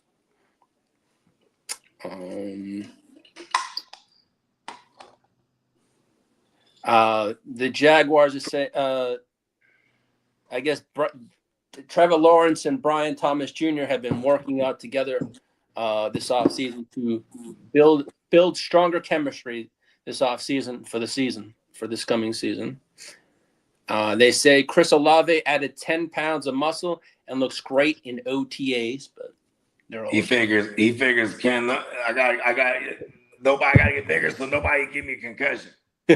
My bad, y'all. It was a contractor out there, wifey. Nah, it's all right. You gotta do what you gotta do. Come on now. Get to it. I can't wait for we got the Russian homie. He's about to throw this gazebo together, bruh. Oh wow. Yeah. There was a blurb that came out yesterday. It's that one from the Costco, JD. Oh yeah. That motherfucking nasty. I gotta go to Costco exactly today. What I'm talking about. I was just telling wifey right now I gotta go make a Costco run after the show. Oh, everything. Hey, pull up on me too. If you know what I mean. I got some medicine. Cold World. Medicine. That medicine. Yeah, I'm gonna do that. Well, for both of you, like this rookie running back, Kaleon Black, reportedly looks like the clear RB2 behind Christian McCaffrey. In shorts and t-shirts. Wait till the pads get on. See, that's another motherfucking thing. Like, look on my rant, and I hate to. I apologize to the chat for doing a Niner rant, but look though, bro. Like these last two draft classes are so important, just based on the signings and the older team that we are. So a lot of the players last year, whether it was motherfucking Jordan James that we didn't see to the end of the year, motherfucking Mykel Williams, Alfred Collins got some run. He made some good plays. Who else that we drafted last year? Fuck. Jordan Watkins. We took Jordan Watkins last year, which he was looking good in camp, but he got hurt at the end of camp, or he got hurt in the first preseason game on the first play or something like that. 100%. Failure to launch all the way, Nick Martin. But then he played. He played, but he got a concussion, and he didn't come back from his concussion. He was playing those couple games. games. For sure. And see, he was a 3rd round pick last year. It's like these 2 drafts are highly important for these players to develop so fast because you got all these other old players 100%. So I love to hear the shit about Kalon Blackley because it's going to be able to give C-Mac some spell time. You know what I mean? If he can tote the rock, and like how I was just saying, we need to get back to being a dominant run team because it's going to help the play action 100%. You know what I mean? Well, San Fran did say they're going to try and monitor his workload this year. I hope so, bro. And that's why Kalon Black and Jordan James is so important. And probably Dorindo's going to be a cut candidate. He's probably going to be a cut candidate because that motherfucker, you reported last year that he was fucked up. He tore his pec or some shit like that. So he ain't even on the field right now. He tore his pec, lifting weight. It's cold world, bro. CMC, he got the ultimate PEDs. And he's about to have another baby. Baby swag. Let's go. Well, telling you. Hey, Banks said, go ahead, Lee, read that shit. He goes, I wonder if the new Madden game is going to have a feature to change Caleb Williams' nail polish color. I laughed my ass off. I don't know, man. You might want to have to ask the crooked commission that one. Listen, bro. Listen, I'm pretty sure it matters. You could definitely customize. Listen, bro, only in America. You know what I'm saying? Only in America. Well, Jaguars head coach Liam Cohn wants Parker Washington to be more involved in the offense in 2026. Yeah, he ended the season on a heater last year, too, bro. Yeah, catching a ton of tugs. But then you also got Jacoby Myers, my baloney guy first name. And then there's BTJ. I'm like, man, just trade BTJ to the Niners already. Fuck it. Mm. And they got to pay. I want to say they got to pay Parker. This is his 4th year. They got to pay him after this year. Yeah, I think you're right. I need us to trade for BTJ and then trade for Max Crosby and then destroy the substation. And then it's 1994 all over again. Let's go. Come on now. Yeah, I love to hear that story about Parker Washington, though, Lee, because I got a few shares of bread that I've been holding on to him for 100%. Yeah, he's a UFA after this season. That motherfucker, he got a 4-year, $4 million contract, bro, being what is he signed in the 5th round, drafted in the 5th round, 6th round pick. Oh yeah, they didn't develop this motherfucking ass. Yeah. So I mean, it's kind of like Juwanna Man's story, but Juwanna Man was like a 7th rounder, 7th round pick. Oh my mama. Hey, that thing with Parker Washington, just like how you said though, Bogey, when they traded for Myers, they gave Myers like a $50 million bag when right after they traded him, got him from Vegas. You took BTJR in the 1st round, and here it is, Parker Washington, bro. Like Jacoby and Travis Hunter, even though we ain't seen a lot of Travis Hunter, even though they say he only gonna play CB. You know what I mean? They gonna pay Parker? You know, that's a good question because at least with Travis Hunter, you have the 5th-year option. So if they really like, I mean, and you could always what do they call it? The 10-year or whatever, where it's like, whoever, or is it a tender? I don't know. Pause. Yeah, tender. Yeah, the tender. So when you give them a motherfucker, so they go, all right, 2nd round on them. Like, remember how they did T. Higgins for hella long? Over there, and they just kept putting like, all right, someone come get him, but it starts with a 2nd round. And then no one comes get him, like, all right, franchise tag. You know what I mean? Like, I can see them doing something similar with a Jacoby. Because, like, Brian Thomas has a big year this year. Then you're like, ooh, it'd be their best interest to, because now we're talking Brian Thomas going into year 3, right? So hopefully we get the year 3 breakout. But then, because now going into year 4, you have to decide whether you're picking up Brian Thomas's 5th round option or not. You know what I mean? Right. Yeah. So, like, yeah, I can see it all banking on the production, because if Brian Thomas doesn't have that same non-connection with Trevor Lawrence, this is why that blurb is awesome. Yeah, they're working on their chemistry. They should, because Brian Thomas was the baddest motherfucker with Mac Jones. That's why we need to trade him to the Niners right now. Come on, well, I know we touched base on like. Oh, Will hold on, my Campbell. bad, Lee, my bad. Let me get, speaking of Parker Washington, Peacock said I traded two late rookie fourth rounders for Parker in Washington in the draft this year. Bubbled up. That's a steal. Come on now. Well, I know My we bad, touched Lee. on about Will Campbell earlier. Well, Pause. Mike Vrabel said yesterday he's preparing rookie Caleb Lemieux to play both tackle spots for New England. So basically, Wow. they're trying to Hold on, probably you gonna play both of them at the same time? he's learning both tackle spots. I Yeah, I think that's Pause. yeah, that's the boy they got out of Utah this year. Out of Utah, exactly, and they're going to move over. And Mark was the real Mark Davis told me they were going to move over Will Campbell to the guard position. Yeah, I heard about that Campbell going to guard on everything. That shit is crazy, bro. He's a top 5 pick last year. I mean, this could be some old coaching strategy too. Like, all right, kid, we're thinking about moving you to guard because we got this new kid. He can play your position better. You know what I mean? So we're going to have him also taking reps at left. And then, you know what I mean? Maybe that lighter fire under the kid. You know what I mean? Now, I saw this and I thought it was all BS. They said DJ Moore says there are growing pains learning the Bills offense. You know, going back to what we were saying earlier, who's the better team, the Bills or Patriots? Like, I still don't know what to think about Joe Brady as a first-time head coach and play caller. You know what I mean? Mm-hmm. Like, you know, it's going to be a big shift here, and hopefully it's a shift for the better. But like learning a new offense, that maybe his offense has, you know, evolved over the years. But he was just with Joe Brady in 2020. You know what I mean? And he had a career year, his first career year. I don't know. DJ Moore might be like, maybe he's learning how it is to be on a good organization. Like, listen, you don't give him nothing in the media. Yeah, well, the Washington Commanders are expected to run a more traditional NFL offense under offensive coordinator David Blow. Pause.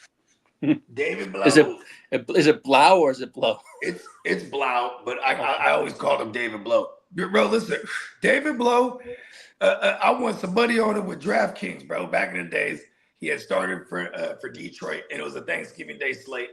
And I put him in the lineup, and he went crazy against the. Hey, his new nickname is David Blow the Whistle. Blow the whistle. Come on now. Hey, this is gonna be interesting because I want to say David. Where did David Blow come from? Did he come from the Denver little situation? Like, was he in the Sean Payton? Did he came from David Blow came from the Saints, didn't he? Oh, he came from the Saints? Okay. I believe so. I could be wrong, but I thought he did. The Kellen Moore situation? Yeah. Because I know David Blau. I want to say he was with Dan. I'm going to look that up. I don't want to say something and then be wrong. Hey, Banks said David Blow ain't got shit on Steven Flow. Right.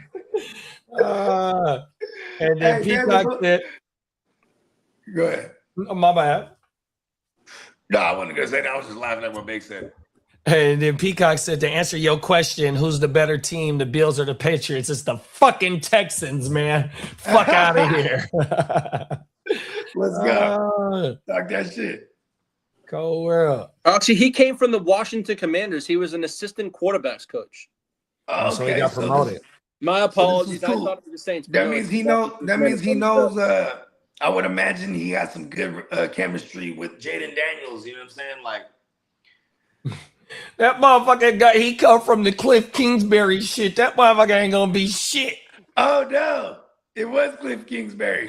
Yeah, they can't. I don't know if they separated or if Quinn DQ fired his motherfucker. I don't know. They got rid of him, bro. Cold world. So he got continuity with Blow. Hey, no, his nickname is Steve. What's his name? It is Blow. We ain't gonna see. He's AKA I can't feel my face. Oh my mom. Let's go. Well, shout out to the Gingin. Hey, Washington David Blow. Washington Shout David. out to the Gingin Ninja. He got a new general manager. The Vikings hired Nolan Teasley as the GM who came over from Seattle. Rob Berbrinsky remains the EVP of football operations with the Vikings, and the Seahawks are expected to receive 2 third-round compensatory picks in the next 2 drafts. Wait. They supposed to get 3 comp picks for 2. They get 2 third-rounders. It's Two it's third because rounders. I mean I think we got the same thing when we let Mike McDaniels take the job with the Dolphins. Yeah, that's a head fucking coach. Yeah, We lost, but a fucking GM, huh? Or what was his previous it's a position? GM position. It's Yeah. No, what was his previous position? He was under. I think he was an assistant. I think he was assistant to the GM or something like The that. assistant to the GM. I Oh, think okay. so. Yeah. Yeah, Hey, he his was main under- job is to figure out what their quarterback situation is. It gonna be. And what the If hell is a Kyler Murray GM? balls out, he can't let him pause. He can't let him out the door. Cold thing is, and then 1 more year in the JJ career, they gonna have to figure out if they extension on or take the 5-year. And they did all of that. They did all of that before they hired this GM. So he's You're coming right. in They sat his ass down, and that was part of the interview process. They're like, listen, they're like, hypothetically. So we have Kyler Murray say, motherfucker, I'm in the NFL. I know what y'all got. And he's like, give me the job. But here's the thing, too. Wow. Hell of a GM, John Snyder, because he's like, this GM job over here, and if I let you go, they're going to give me all these picks. Yeah. Well, he made the deal for him. Yeah. Russell Wilson is joining CBS. He finalized the deal to become CBS News Sports Analyst. Is he going to call games? I think he's taking over Matt Ryan's spot. Matt Ryan's spot. Oh, okay. Yeah. You know Matt Ryan?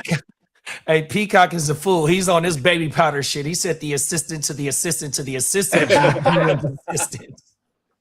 The assistant to the assistant to the assistant. Pimp. You come from a long line of assistant GMs. Facts. Oh, my mama. Peacock is a fool, bro. And then Tito said, hot take, Kyler is there to keep McCarthy's price down. Oh, my mama.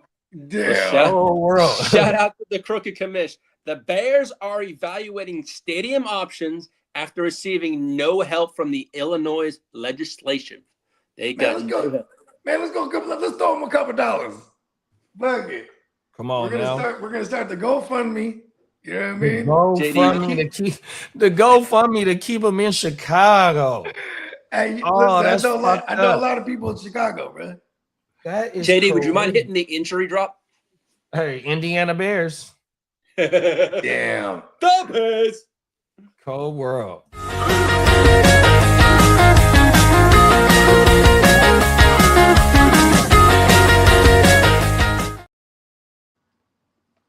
The Kansas City Chiefs, Patrick Mahomes, has not yet been cleared for full team drills. He's still restricted from hard cutting paws and running. Yeah, he's coming off of an ACL. Yes, sir. Now, as for Brian Branch, Lions safety Brian Branch is not expected to be back by training camp following his Achilles rehab. And now come back, kid. And as for... I got him on a bunch of my dynasties. I need you, kid. Now, Tino said first Oakland, now Chicago. They losing. Real talk.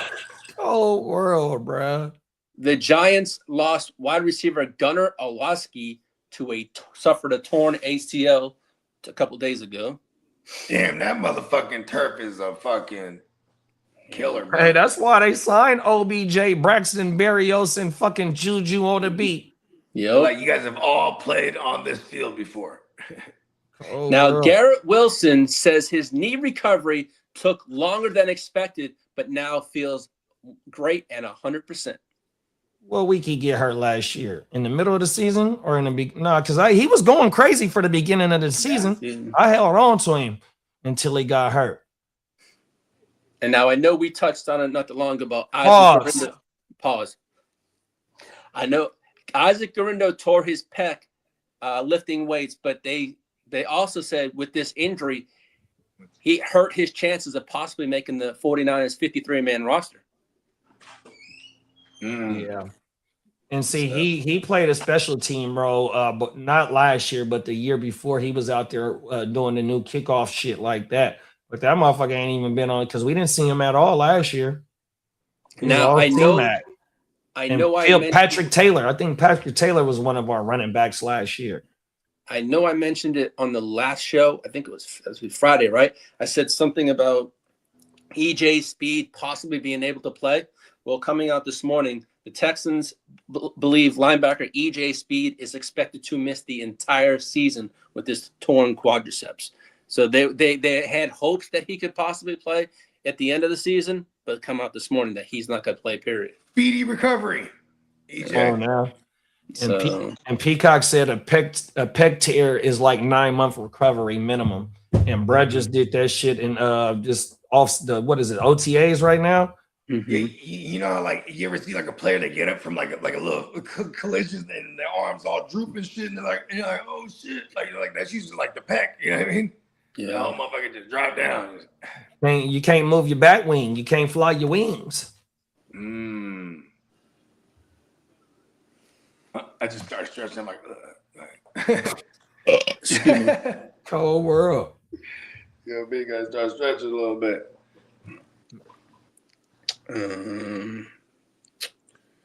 That's all the news I have for today, folks.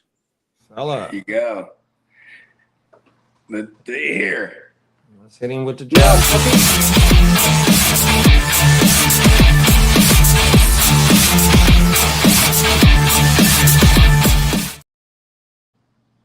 McAfee just texted Aaron Darnold on his show. He said, asked him, "Are you going to come out of retirement?" He said, Darnold's reply was, "It's for sure got me thinking," in quotes. That's what he said.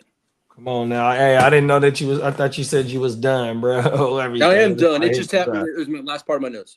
Now I'm done.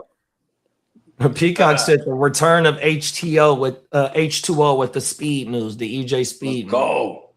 Josh Jacobs is back to practice. Oh, Josh is practicing.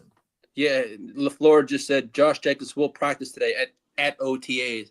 He says it's been business as usual. Y'all see Curry got a new deal? Yeah, the shoe deal. I saw that a China company. But it's not just a shoe deal. It's like a whole line. Yeah, and it does like golf shit. Yeah, like golf shit and like leisure wear. I'll rock some leisure shit, bro. I'm bringing back all the way I used to dress in my 20s. In my 20s, I used to dress like a golfer and wear leisure suits all the time. Track suits, sweatsuits. You know what I mean? It's my shit. We're bringing it back. They gave Steph Curry the Kanye West Adidas deal. That shit is crazy. Cold world. Damn. What did he get? Did he get beats for this deal? I don't know. This is my first time hearing about that. I mean, with the money he already made in basketball, with this, I think it's something like 800 million or something like that. Is that what they gave him for this new deal? Yeah, bro. Oh wow. Hey, look, hit it out the park. You know, before COVID happened, right? A lot of them NBA stars were doing deals in China and shit, like endorsement deals and all kind of shit. Because, like, here's the thing. This is the bogey conspiracy theory. It's like, for a long time, China, they're buying up a bunch of land everywhere. I mean, I know this because my dad always said this. In the Philippines, the Chinese was buying all kind of land or they're giving out loans that people can't pay back. So then they end up just acquiring the lands. They did this in Africa all over the place, too. Think about this. What's the most populated place on earth? China, right? So I was thinking, oh, maybe they're buying lands everywhere because they start moving, large populations everywhere because China's hella deep. You know what I mean? Right. But then also, you know what I'm saying? Like in the height of all this, they were bringing like LeBron. Remember, LeBron was always going to China, doing all kind of business out there. You know what I mean? And then you had all the like over there. Hey, black folks, they're superstars, bro. Like they, you know what I mean? They're like larger than life figures and shit. So they're, you know what I mean? They put in all kind of commercials, all kind of like they was pushing this thing. But then COVID happened, and then they put it back. Listen, for lack of a better term, they put a bad stigma on China, the Americas, and just the world, even. You know what I mean? Because then they started trying to point fingers and shit, like where it came from. You know what I mean? Whole world. Right? And like, it's been about 6 years since all that shit. Now the motherfucker's like, I'm going back to the bread, bro. They got the money over there. Come on now. Got the money. The money waiting for you. That's what I'm saying. Hey, I rock what is it called? I rock a ill tracksuit. You feel me? The little warm-ups. Shout out to Smitty. We got Smitty in the building, not a gang. What up, Schmidt? Hey. He said, man, Rams suck. I Whole world. hate them. I'm hating so tough. Whole world out here. John Lynch gotta go, bruh. He's on his final year of his contract this year. This is it. Got to go. Smitty talking his shit. He said the Niners is gonna win the Super Bowl in Levi South. Cold world, right down outside. Hey, Smitty came in here on fire. South. I like that. And then Tito said, I'm thinking about only wearing Nike Techs from here on out. Them motherfuckers is $300 per suit. See, that's what I'm saying. Crazy. Oh, Hey, my mama. that's the Benny Franco special right there. I got the polo ones. Oh, everything. That's what I wear. I need me an Adidas one, bro. We got Josh in the building. He said, Duval. What up, Josh? Talk your shit, Josh. Top of the morning, man. JD, I'm gonna have that thing packed up for you pretty soon because I'm expecting a frame Friday, and I have to send it. I think I'm gonna just bring it. Just bring that maybe motherfucker with you. You ain't got to spend no money on that joint. That motherfucking picture look good up there, though, dog. Yo, I got the frame coming Friday. Yeah, that was my birthday present from the wifey.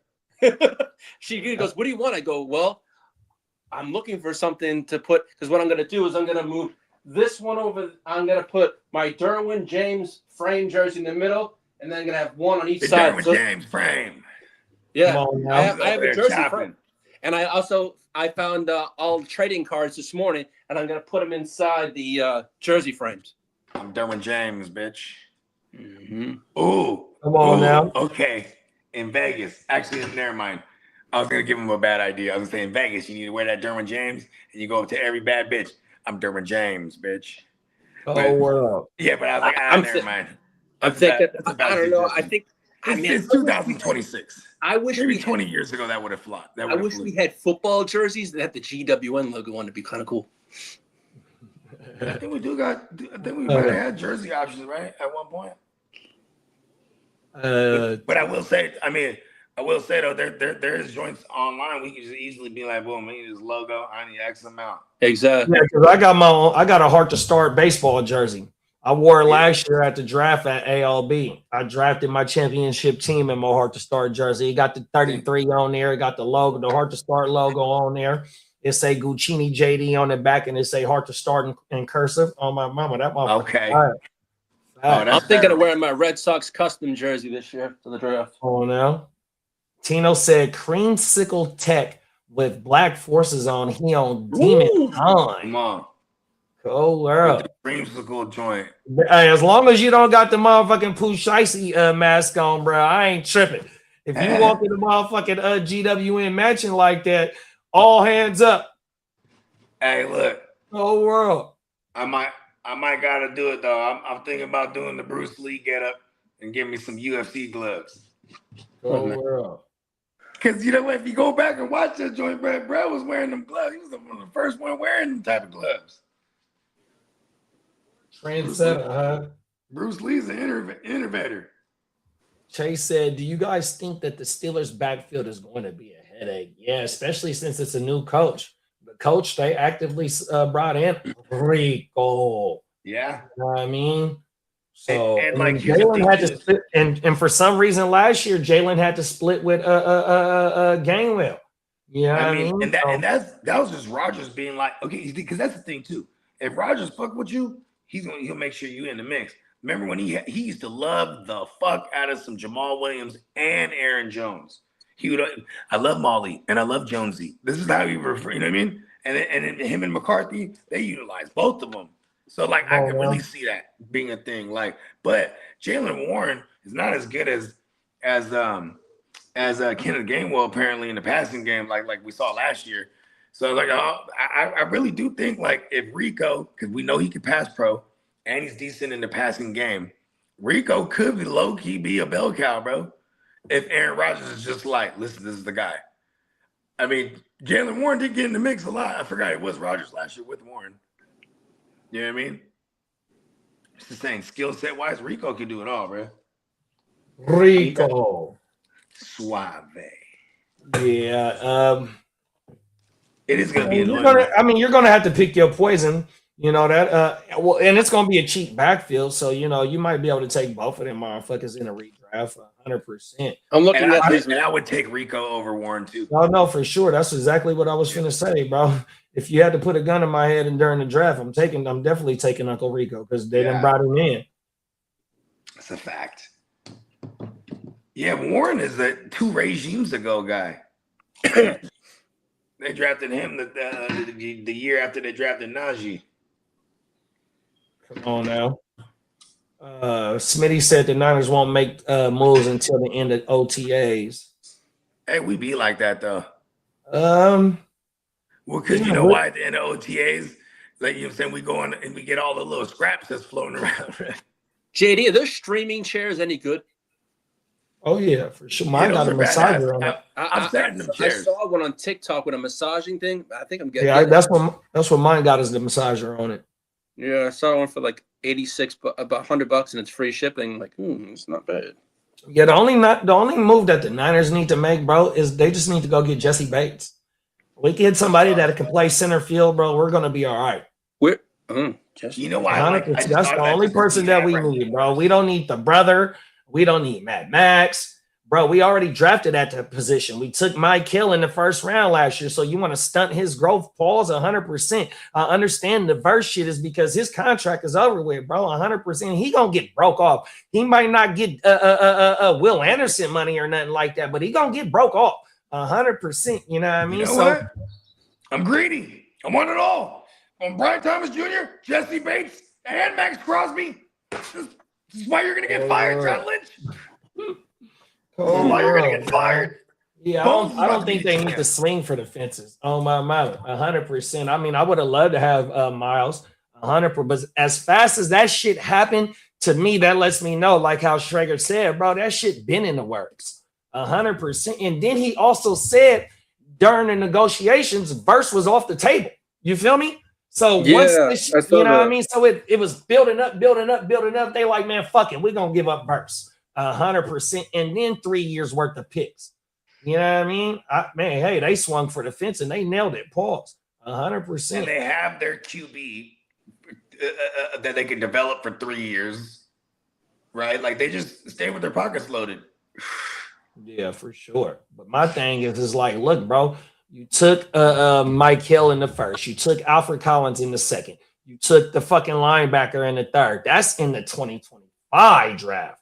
You know what I mean? 100%. You know what I mean? Then this year you trade for damn, I can't even pronounce his name, but that was a 3rd round pick that you gave up. And just 2 years ago, he had the most pressures from his position inside. He played D tackle 100%. You know what I mean? Then on top of that, first, we go get a Stribling. Then you go get a fucking another linebacker in the 5th.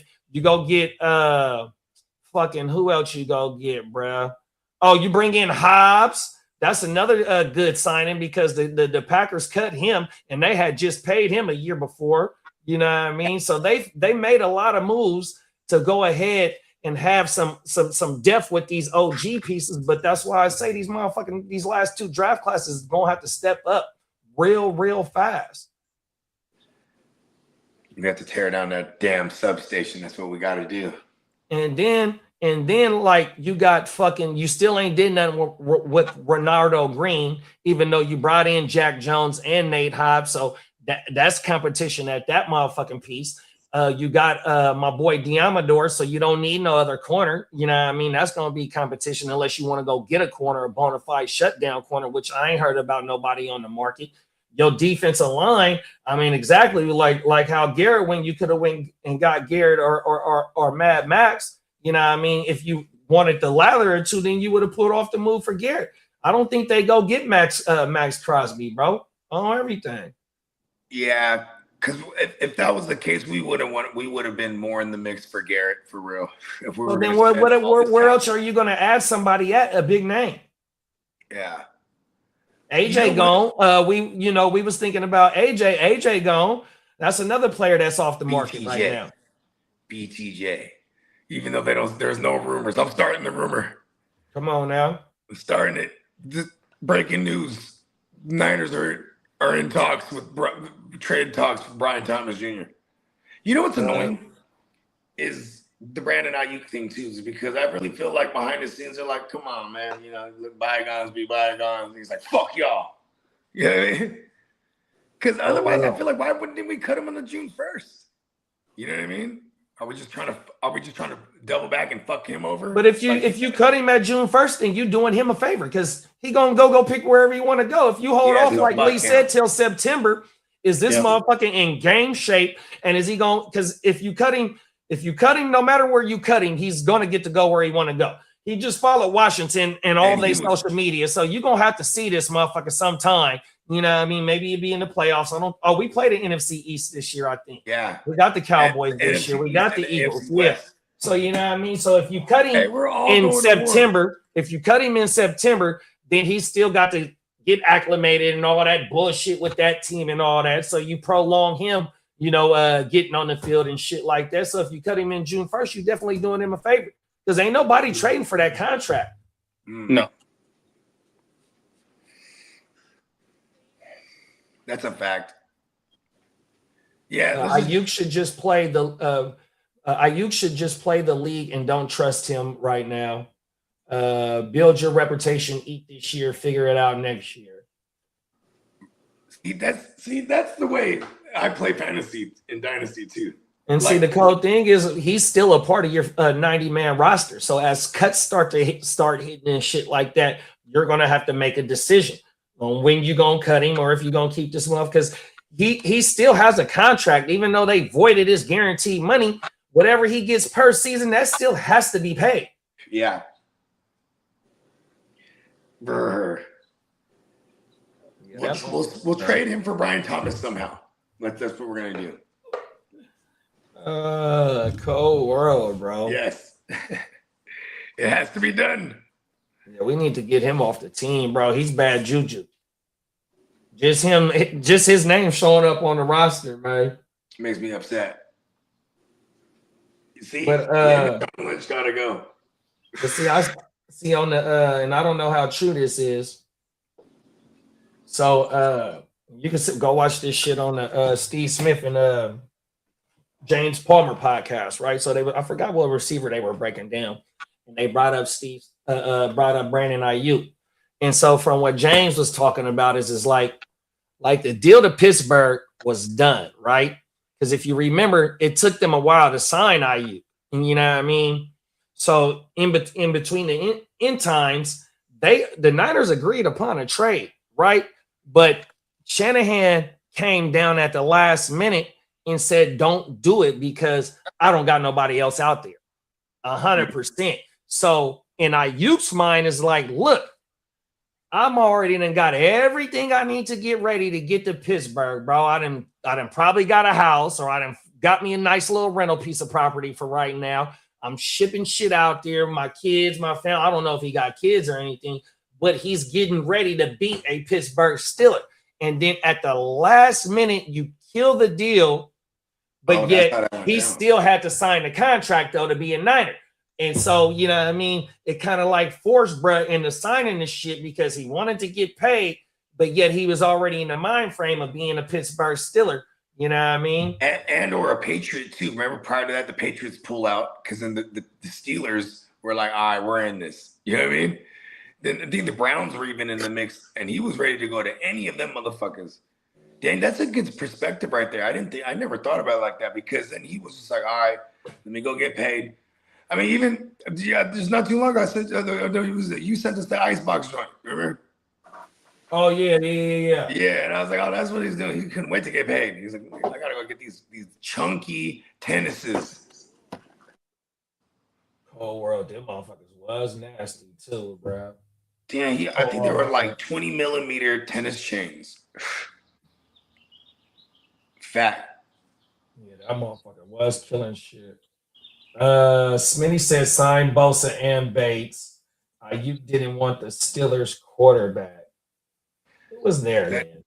It was the year that they had the Russ and Fields thing. And fucking Mason and fucking Pickett Russ still Fields there. and Mason. They still got to the playoffs too, though. That's hella funny. Yeah, he was gonna take that dodo every day because Pittsburgh had 30 for him, like you said. With New England had 30 for him because the Niners didn't give him 30. He wanted 30, and that was another thing. He had to settle for the 28. But bro was hot. I'm trying to find the video where he was talking about this shit. That motherfucker Smooth spent like $2 million real quick on Jewels. He said, "Fuck it, bro." He said, "Finally, I'm gonna drop the Bandicas." Right? Damn. Scout report. What video was it?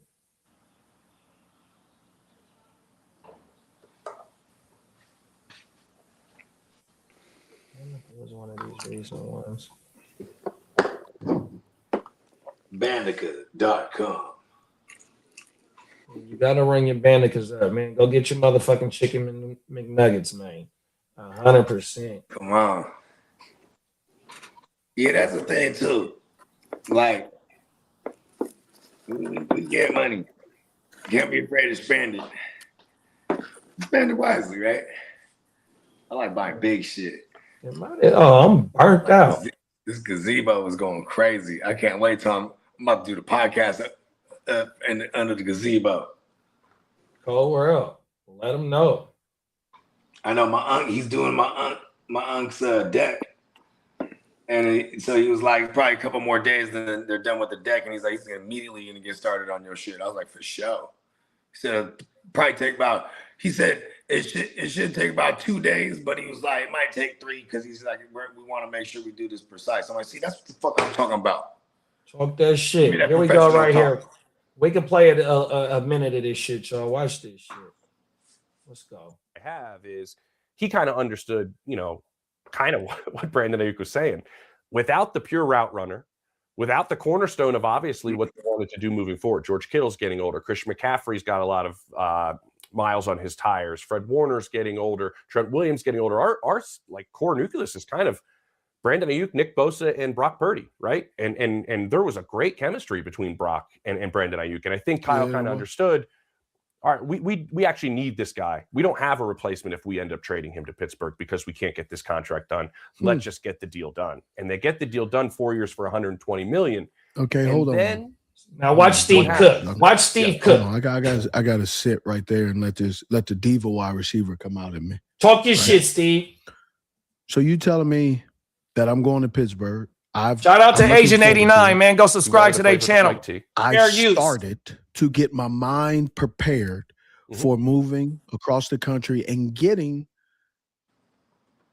my affairs in order because I no longer will be playing at least this season and will be out of pocket to be able to handle anything in San Jose, San Francisco that needs to be taken care of, that needs my signature on my face. Is that, that's fact. Yeah. So you start to go to a mental space of, I'm no longer here. I'm over there. Right.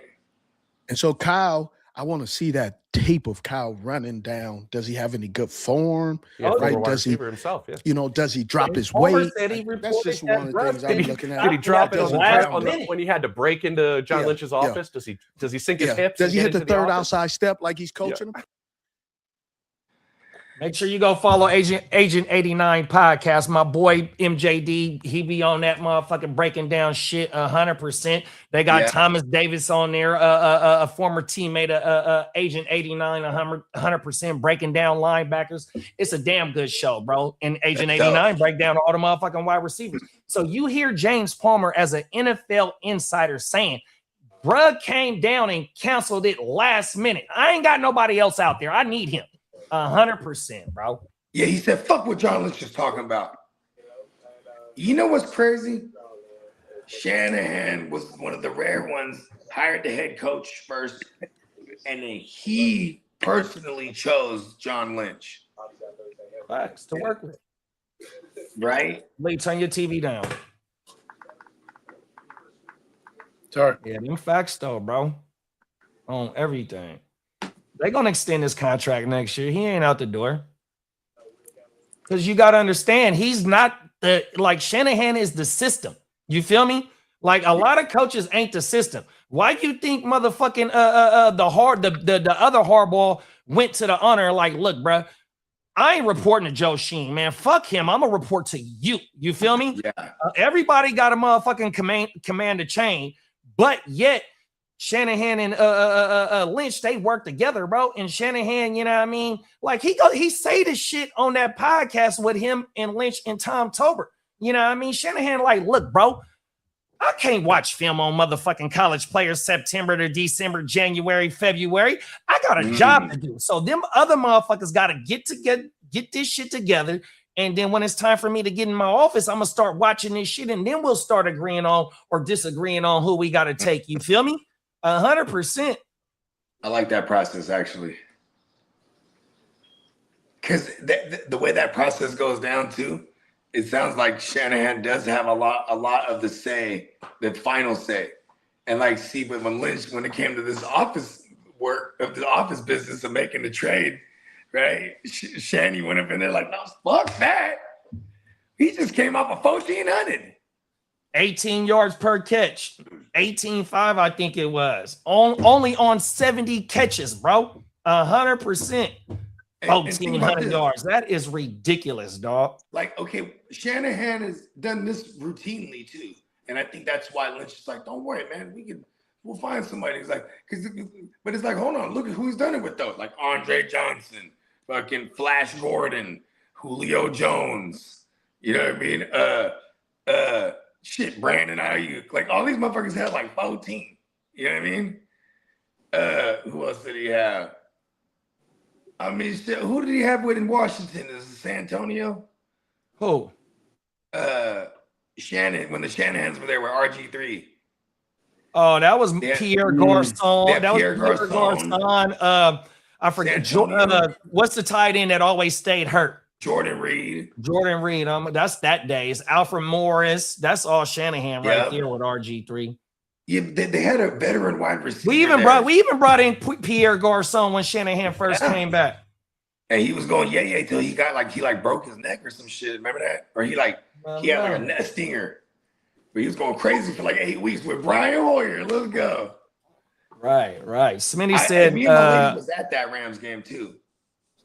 Smitty said Ayuk wanted to go to Washington, and when he saw his plan wasn't working, he started the extras. He wanted 30 a year to play with his boy. That's why he denied but see, that's the thing. The Pats offered 30 as well. I don't know if Washington offered 30, but the Pats and I want to say this or the Browns, one of them motherfuckers, two teams offered 30 million for it. Brought in Debo too.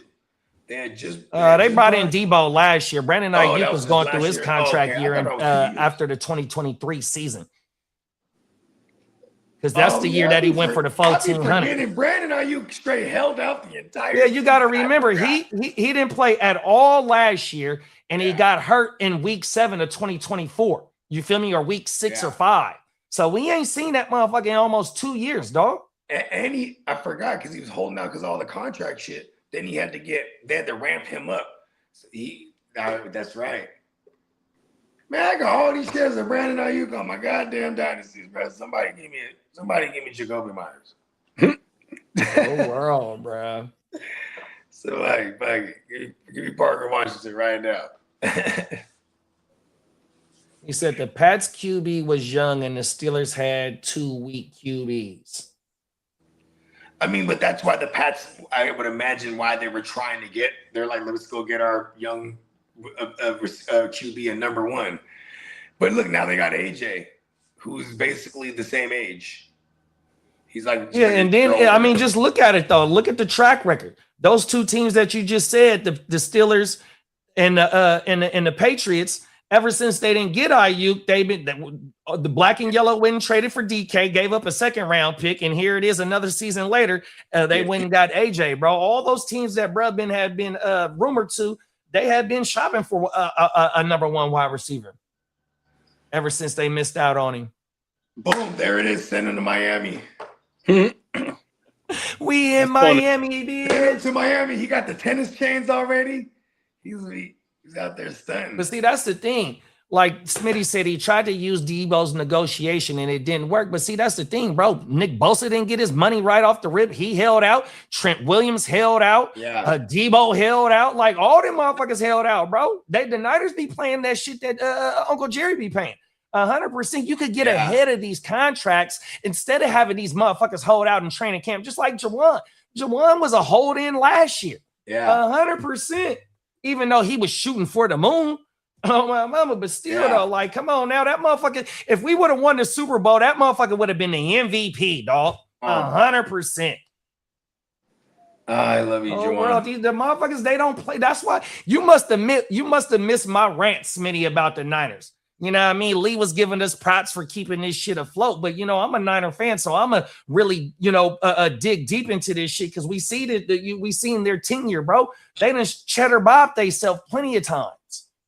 It's a substation, damn it. You know what? Shanahan is the best coach in the game. I'm gonna say it. I said earlier, I thought he was the best one in the NFC West because of what he's done with the injuries the past few years. You look at the Rams; they go out and they buy. That's exactly what I said earlier, though. But so did all the injuries he's dealt with over the years, of all the non-star power on. Like we had to home grow most of our stars, and then we go to war with them over contract disputes. You know what I mean? Yeah, that's true. But see, that's the name of the game, though. Yeah. You even though you can't pay everybody, if you develop your homegrown players, you keep the fucking cornerstones, dog. 100%. You know who we did it right with? Pause. The Brock. Like we got that situated because that is the real difficult position to have consistently. Like, look at I was tripping earlier when we were just talking about the coaches that are the long tenured coaches. It's Shanny and McVay, and then LaFleur and Zach Taylor. Everybody else, they don't got I guess John Harbaugh. Look, bro. Well, John Harbaugh's the OG because he's coaching again. Look, they are cheddar Bob, bro. I'm just sitting here thinking to myself, bro. You got damn, I just thought of his motherfucking name. The D tackle that they took when they traded Buckner to Indy. What's that D tackle name that they took in that draft? Kinlaw. Okay, Kinlaw. So you got the Kinlaw blunder. You got the Solomon Thomas blunder. Then you let Mike McGlinchey go. You let Mike McGlinchey go. These is all first round picks. Rounders. The Trey Lance pick, bro. Them is first 4 round first picks. Yeah, Trey and Lance they top 10 picks. Hold on, bro. They like top 10 picks. So like then you get all the third round misses, 100%. The Dante Pettis second round miss, 100%. Like, bro, Joe you Williams, cheddar bobbed yourself so many fucking times, dog. Yeah. See, somehow this better than I know it's not Shanahan's fault. We need to bring in Bill Belichick as the GM. Fuck it. He's the guy who loves sitting around watching all kind of film all day. Tino said, I don't think any of this decisions are Shanahan's. DeBartolo and Lynch used him as face. Shanahan turns the 49ers competitive every year. First of all, DeBartolo ain't there. It's the son or the nephew, Jed York. I wish DeBartolo was there because DeBartolo threw bruh under the bus during the 49ers documentary. And it is Shanahan because Shanahan is the one that hired the DC, bro. 100%. He wants his defense to be a specific way. What head coach hired a motherfucking DC except for Belichick, bro? 100%. And maybe the boy in Kansas City. 100%. Like, oh man, bro. These motherfuckers, they are tied in hand in hand. Parag does the numbers. These motherfuckers have the final say-so on the roster, bro. Dang. I didn't think about it like that. Are we serious? Your team don't got no motherfucking bona fide GM that's just came up in football and just did his main work in GM. Come on, man. Oh, man. Whole world, bro. 100%. I just named 5 busts in the first round. And they not busts. Please forgive me. Please forgive me because they made it to the first round. 100%. But look, bro, that's 5 of them I ripped off. And then Brandon Ayuk, bro, there it is there. That's 5 right there. You got Solomon, you got Kinlaw, you got McGlinchey, You got the Brandon Ayuk shit and somebody Ricky, else. and the jury's out on Ricky. Oh, and then there you go, right there. See, cold world, bro. The jury's still out on Ricky.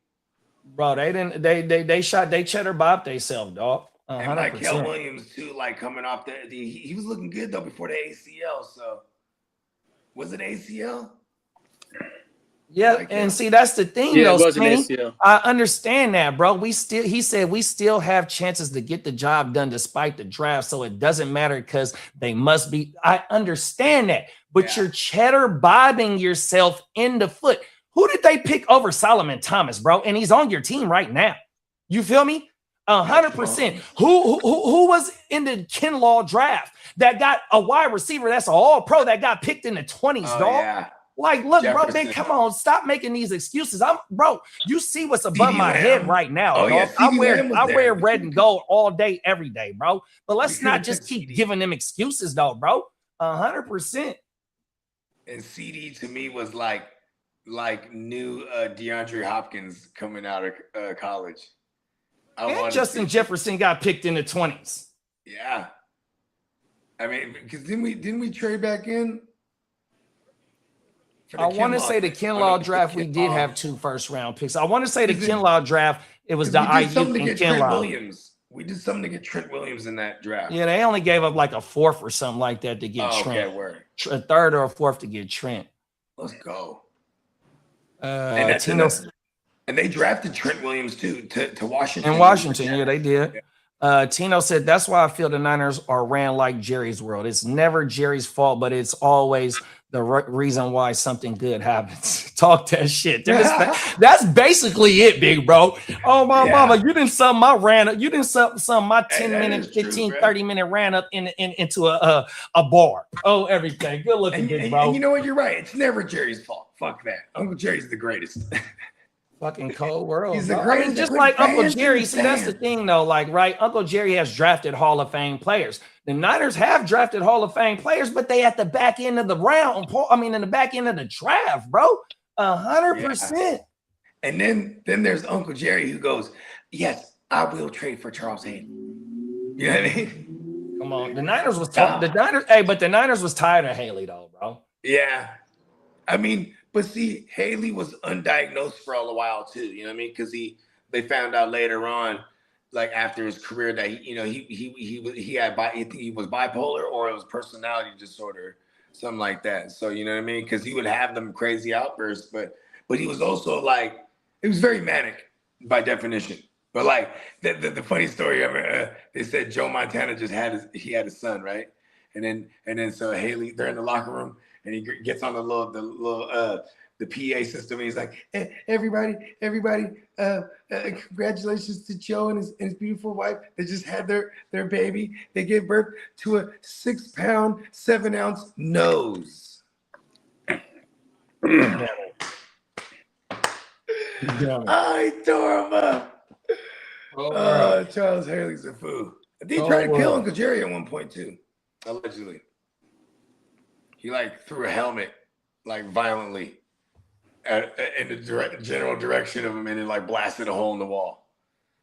Oh, also one time he had punched through a glass that had, but the glass that has the little Terminator 2 wires through them, like the little mini fence in there. He punched through it and then he pulled his hand out and it was all lacerated everywhere. He was a savage. Cold world. Yeah, he was trying to get to Uncle Jerry.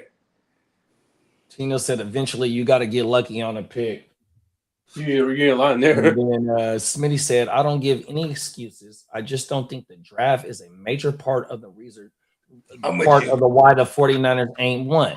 Yeah, Kyle coaching at time is the reason to me why the 49ers haven't got it done. Yeah, I definitely. But see, that's the thing though. Like, look, bro, part of the tenure is not only missing in the draft, but why part of his coaching as well. 100% is multiple reasons on top of the injuries. And that's what Lee was saying at the beginning. So when Lee was giving us credit about, oh yeah, for the last couple of years, the injuries and shit like that, man, fuck that, bro.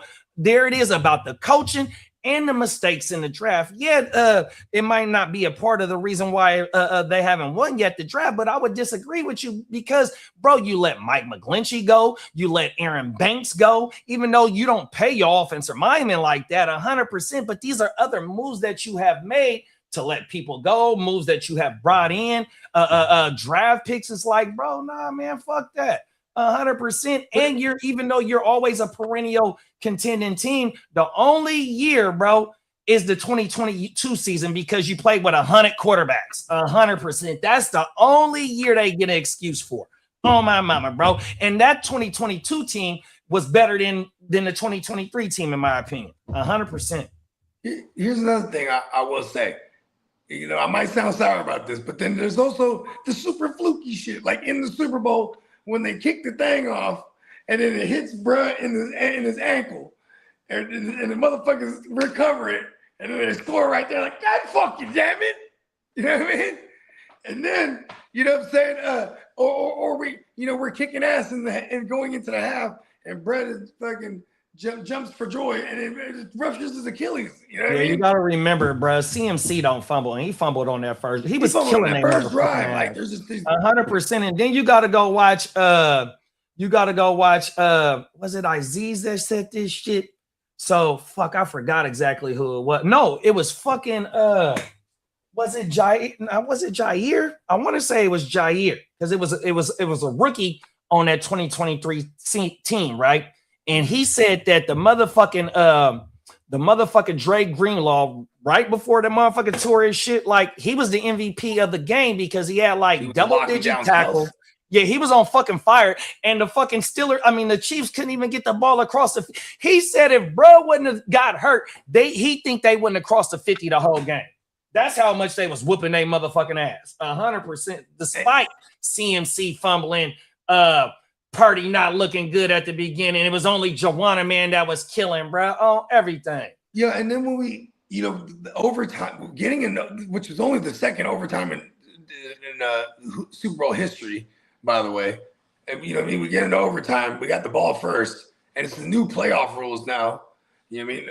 The new overtime rules. So it's not sudden death. So it's like just that. I always contemplate that decision too. We march right down there. You know what I mean? And then, see, this is what pissed me off too. Was it McGlinchey? No, McGlinchey was already gone. Who was it? Pouncey? Someone Chris Jones blows right past our right guard, and then it throws Purdy off his spot. But Juwan man was wide open. You know what I mean? We're down there on the 9-yard line. So then boom. Then on fourth down, they go for it again instead of just. Or did they kick the field goal there? I forget what we did. I've been trying to block that memory out. Either way, it was just like, what can you do? Like that game, I think Shanahan called the hell of a game. Oh, they was giving it to him. Pause, 100%. Maybe he said it was Spencer Burford. Literally didn't bounce in our favor. He said the lineman was Burford. Buford. Yes, fuck him. Fuck him. Yeah. Tino said, I don't know. I don't know Shan has done wrong as a coach. I truly don't think he has any draft power. Maybe he can suggest some player, but see, that's the thing. Like he has a scheme, so it's on his motherfucking personnel, the college scouts and the NFL scouts, to go ahead and find the motherfuckers that fits his scheme. And then once he gets to watching the film, he gonna give his suggestions. 100%. Brett broke it down on that shit. The motherfucking scouts and all that shit don't got this final say so on who what the players get taken. 100%. You know what I mean? And fucking Lynch ain't no motherfucking scout. 100%. Oh, everything. I would say it's a collective. I mean, all our good staff over the years too, they all get poached one by one. Like I remember the head of our player scout that drafted all those or that I guess during those times when we drafted the IUs, all that 2020 season. That was in Debo. Even prior to that, that was all the GM now with Washington. Yeah, Adam Peters, 100%. Yeah. Then I think prior to the Seahawks getting poached for a guy for Minnesota, I think their guy prior to that was from the Niners organization also. So it's like, it's just the name of the game, right? But Lynch, I'm still gonna blame him all day. I'm like, I'm like, yo, you just said it. Those all them first round busts, and just by definition, not them as players, because that's a hell of an achievement, right? Whole to get world. to the league and be drafted first round, but still they busted for my Niners. Them is That's facts. for sure. And Smitty said, but still in the picture, we have a chance to get to Super Bowls, and I'm not getting it done. I'm not blaming it on draft. I didn't say it was because of draft picks, but it's a multiple of things during their tenure, bro. And the draft picks are a part of it. 100%, bro. You didn't pick plenty of times in the top 10, and you didn't swung and miss at each time you didn't been in the here's top the thing 10. too with draft picks. We don't have to necessarily draft the players with those picks. We can go trade for other established players like the Rams. Come on, bro. Aggressively, everything, bro. You didn't cheddar bobs yourself multiple times, bro. And I'm not blaming it on draft picks. I'm just pointing out all the times you didn't shot yourself in the foot. 100%. And I'm tired of tired of, like I said, smelling the puts. Motherfucker want to hit that shit, man. Get us a motherfucking Super Bowl ring, dog. Motherfucker don't want to just keep fingering shit and smelling shit, bro. 100%. I like that analogy. You know what I mean? Let's just go ahead and lay this pipe. You know what I mean? Exactly that part. It was always some weird shit that happens to us in the Super Bowl. Yeah. He clamped Kelsey, then Kelsey went off. That's a fact. Chase said we get clowned for giving McGlinchey the bag because Shanahan was protecting him with the scheme, but he's solid for y'all got one of the top rated offensive lines, bro. 100%.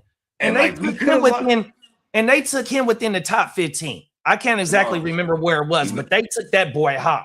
100%. And after his fifth year, they didn't even want to sign him. Aaron Banks, bro, you got him in the 3rd or 4th round, and Green Bay gave him damn near like $80 million. 100%, bro.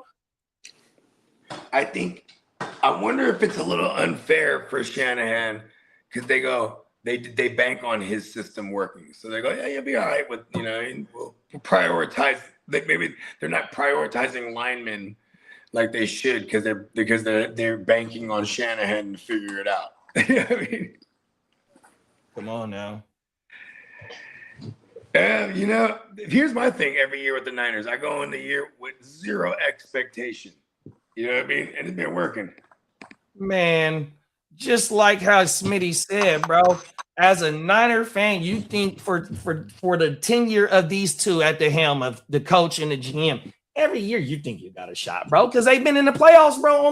They only missed the playoffs twice out of 18. But I'm just trying to keep zero expectation. I hear what you're saying, but yet still though, bro, you still got action, and I understand that, but bro, they didn't cheddar bob themselves so many times. You make it harder on yourself, dog. 100%. You even says it by about admitting to the motherfucking mistakes he's made in the draft, even though he didn't go into definition. All he did was just use a general example, but that tells me he hears what's going on the outside shit, bro. 100%. And he tired of seeing the motherfuckers in his conference get all the way to the mountaintop and get there. The Eagles is our motherfucking nemesis. The Seahawks is our motherfucking nemesis. And the motherfucking Rams, bro, all of them got Super Bowls, bro, and you lose to Kansas City twice. I don't want to hear that shit, Smitty. Oh, my mama, bro. Fuck that. Oh, my mama, man. Hey, fuck the Chiefs for real. Oh, world, bro. Oh, everything. I mean, and that's the thing. This is why I'm just happy we got Shanahan and the Brock, because like I feel like this is his QB right now. You know what I mean? We got him locked in for hella cheap, so his contract isn't going to affect us making moves. We just need to make better moves. Like I'm with y'all. I don't give a fuck about I'm with Smitty in that degree where I don't give a fuck about the picks, or it's not all about the draft. Is what Smitty's saying. I still want to take those picks and do shit with it. We don't need to draft players. We can go trade for players. And Smitty, you're exactly right, bro. This shit hurt 100%. Yeah. That's where I'm coming from, bro. That's exactly what it is. You and Tino done summed up my 50-minute rant, bro, and 2 motherfucking comments. 100%. That's exactly where I'm coming from, bro. Oh my motherfucking tired of that shit, dog. I mean, 100%. Bones said he ain't gonna say a goddamn word until we win that Super Bowl. Ain't that right, Bones? Oh, 100%. I'm with Not a Bob. word Oh, spoke. my mama. Go world. And Brandon said, my theory was always, if you want to win a bowl, you got to fire Shanahan at halftime because the man is cursed. Yeah. Brandon stay on fucking fire, dog. Oh, everything. I mean, fuck, even when we got to the overtime, I was like, oh, please. Here's another thing, too, about that overtime game is Patrick Mahomes is just like, you give, like, once we didn't score a touchdown in that first possession, I was like, it's over. They're giving the ball to Patrick Fucking Mahomes. CMC fumbles, bro. CMC don't fumble, dog.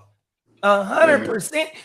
And bro, 2022 and 2023, over 4 yards per clip. See, that's the thing, bro. Oh my goodness, man. This shit be fucking killing me, dog. Bro, you done got away from what you known for in 24 and 25. 100%. Even before CMC came, bro, we was just talking about this shit. Tevin Campbell, aka Tevin Coleman, Radio Mostert on the beat, ho. 100%, man. You had a lot of running backs to where that was producing. They ain't got no big name. I know. And we be getting all of the wonderful CMC production for fantasy, but it's like, yo, we need to be dominating these games, B. Yeah, that shit, man. I do like. I'm going back to my original take when we signed Mike Evans. I'm still hella happy about that signing. It's just his injury history, and he's only a year older. But still, at the same time, I do like that signing a lot just because Brandon Ayuk is not there. You know what I mean? Like, we need a dominant number one outside to help to open up everything that Shanahan wants to do. You know see, that's the thing, too, though, right? And I'm glad you said that because with the Mike shit, and what the fuck I keep saying, if they can get to over 4 yards per clip or float around 4 yards per clip, bro, you play action, bro. Mike Evans is still beating DBs out there 100%. When Kitteh come back, you got the Yak Monster at tight end. Jake Tonjes is going to be able to do that because he showed it last year, 100%. You know what I mean? CMC is still a weapon in the receiving game, 100%. You know what I mean? If any of these other wide receivers that we got of the young Bulls can give us some motherfucking contribution, like, look, bro, this motherfucker know how to scheme motherfuckers up, but part of the reason with him being able to scheme motherfuckers up is because your run game is so dominant. It hasn't been that lately, dog. That's my only thing. Yeah, I know, and CMC is basically playing slot receiver also. Oh, world, bro. That shit crazy, man. It's going to be dope.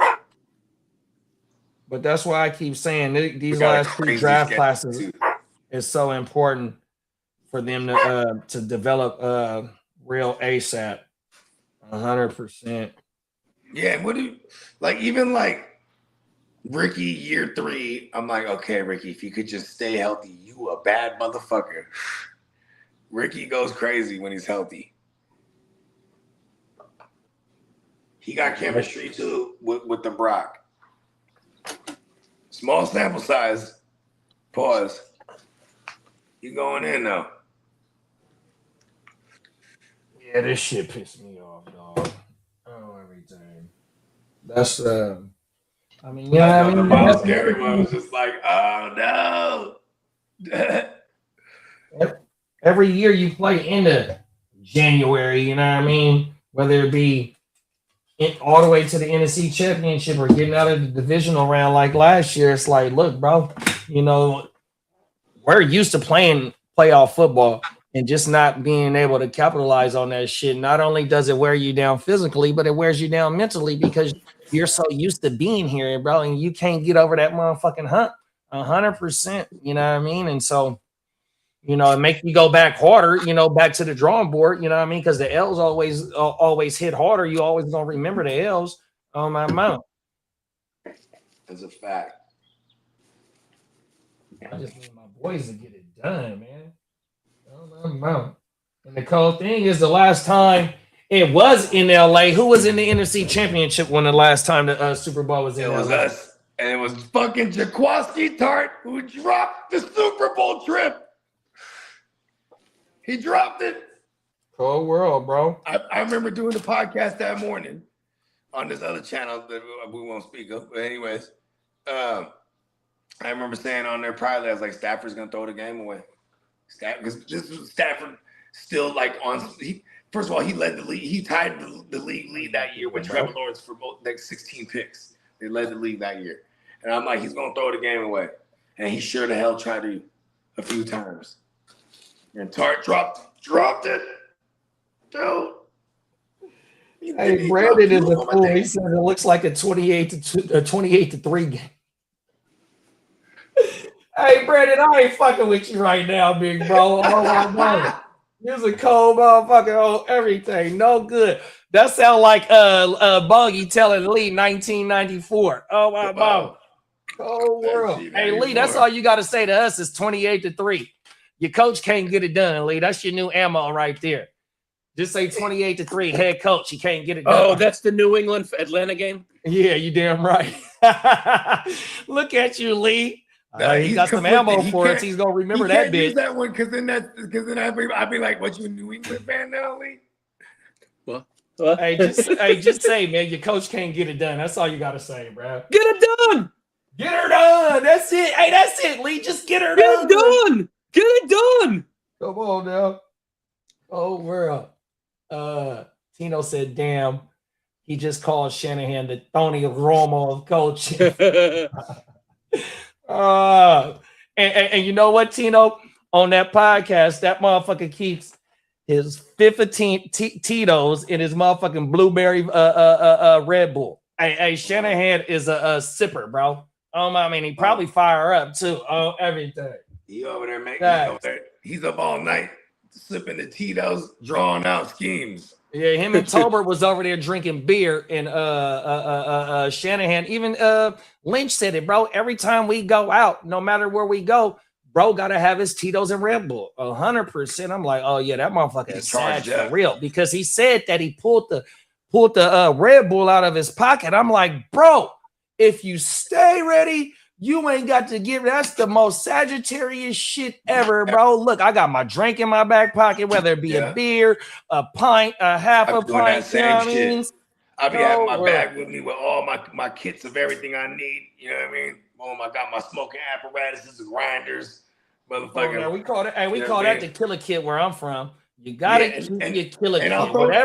Whatever instruments you need to be able to relax. And what we call relaxing is being able to take your medicine and feel good and be comfortable about it. 100%. And I have the motherfucking killer kit. I'll go, especially with the killer kit be coming in handy when I do these road trips to the Bay, right? It's like, it's a little 2-hour woo-wop. But you know what I'm saying? Throwing the hella whatever Celsius I got in the fridge, throw them in the bag too. Then I put one in my pocket, because then once I get about 1 mile away, 2 miles away, then I'm going to crack that motherfucker, right? So, you know what I'm saying? Right when I'm in the lab, I'm already ready to go. As soon as I touch down, we go right in. We get right in. You know what I mean? Come on now. Ain't no plan. Right? And, like, that's usually my routine, too. I don't even smoke in the lab until after, like, I really laid down everything I got to do. You know what I mean? Yeah, I like to just drink and do on the mushrooms. You know what I'm saying? Then I'll smoke. If we're writing on the spot, I'll go outside and smoke. You know what I mean? But when we're mixing, right before we start mixing, the drink and the shit that come from the ground, the shroomies, you know, that get the motherfucking juices going. 100% get a motherfucking ready to go. Oh, everything. Hear that first beat? Yeah, we turned up. 100%. It's time to get to it. You ain't lying. Tino said, I feel like Ayuk will play at this point. He doesn't got many options yet. Them is facts. I think Brett still wants to play. He just don't want to play for the Niners. That's all that is. Everything. You know what, too, though? I think it's in his best interest, too, to get out there in training camp and then run all the routes and get some good blurbs going about him, get into preseason, to actually suit up. You know what I mean? Go business as usual.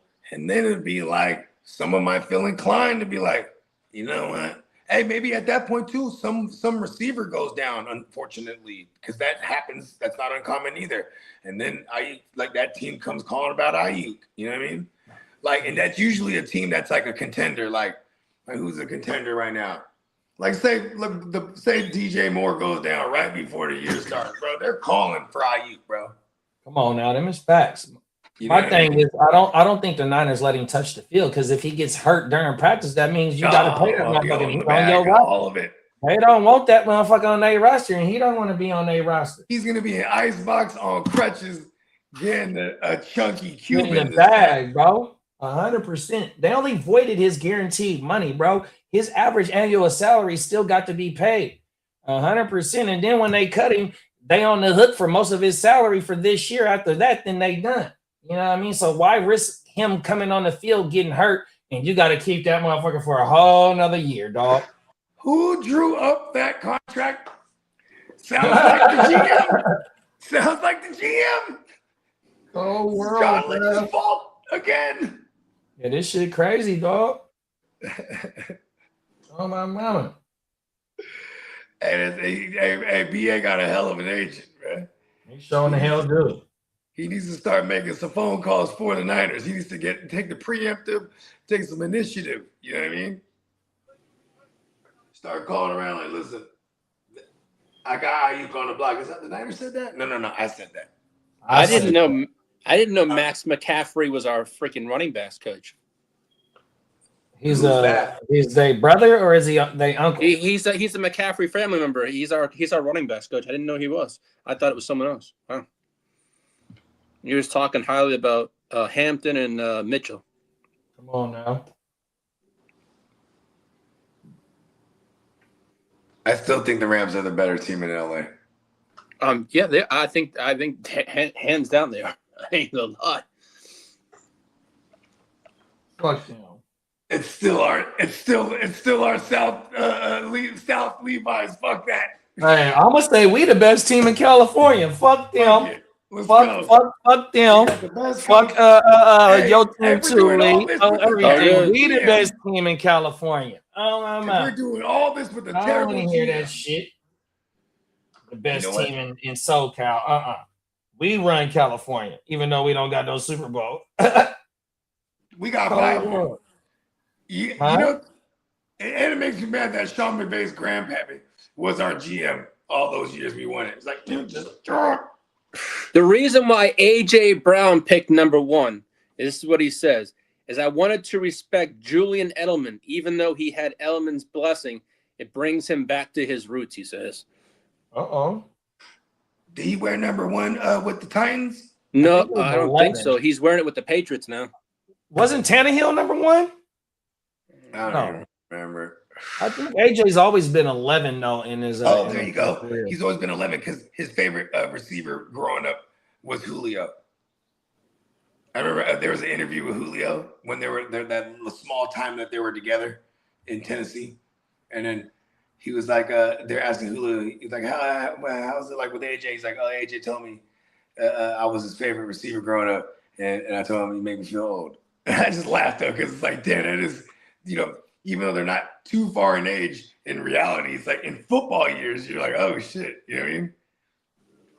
Oh, now the Eagles were in on Max on Garrett, but the thing is, they weren't they wanted Carter in return, and the Eagles said no.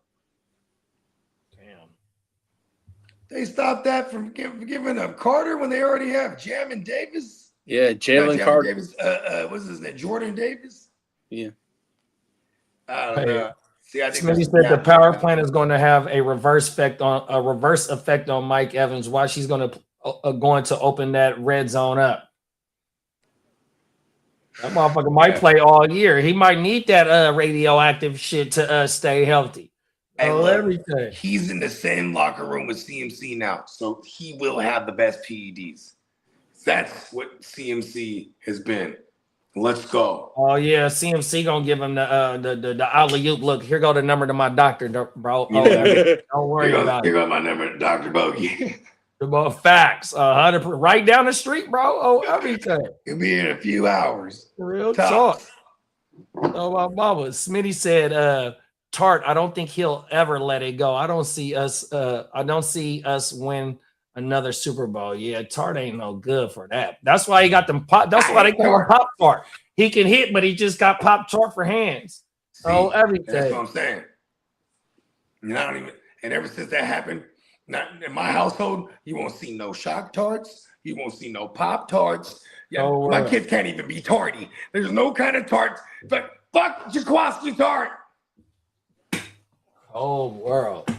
Oh, banned for life around anything around Bogey. I don't even want to see nothing except for tartar sauce. Tartar sauce is good. Yeah, that's what I fuck with. The Dolphins just signed Jalen Reagor. Number one.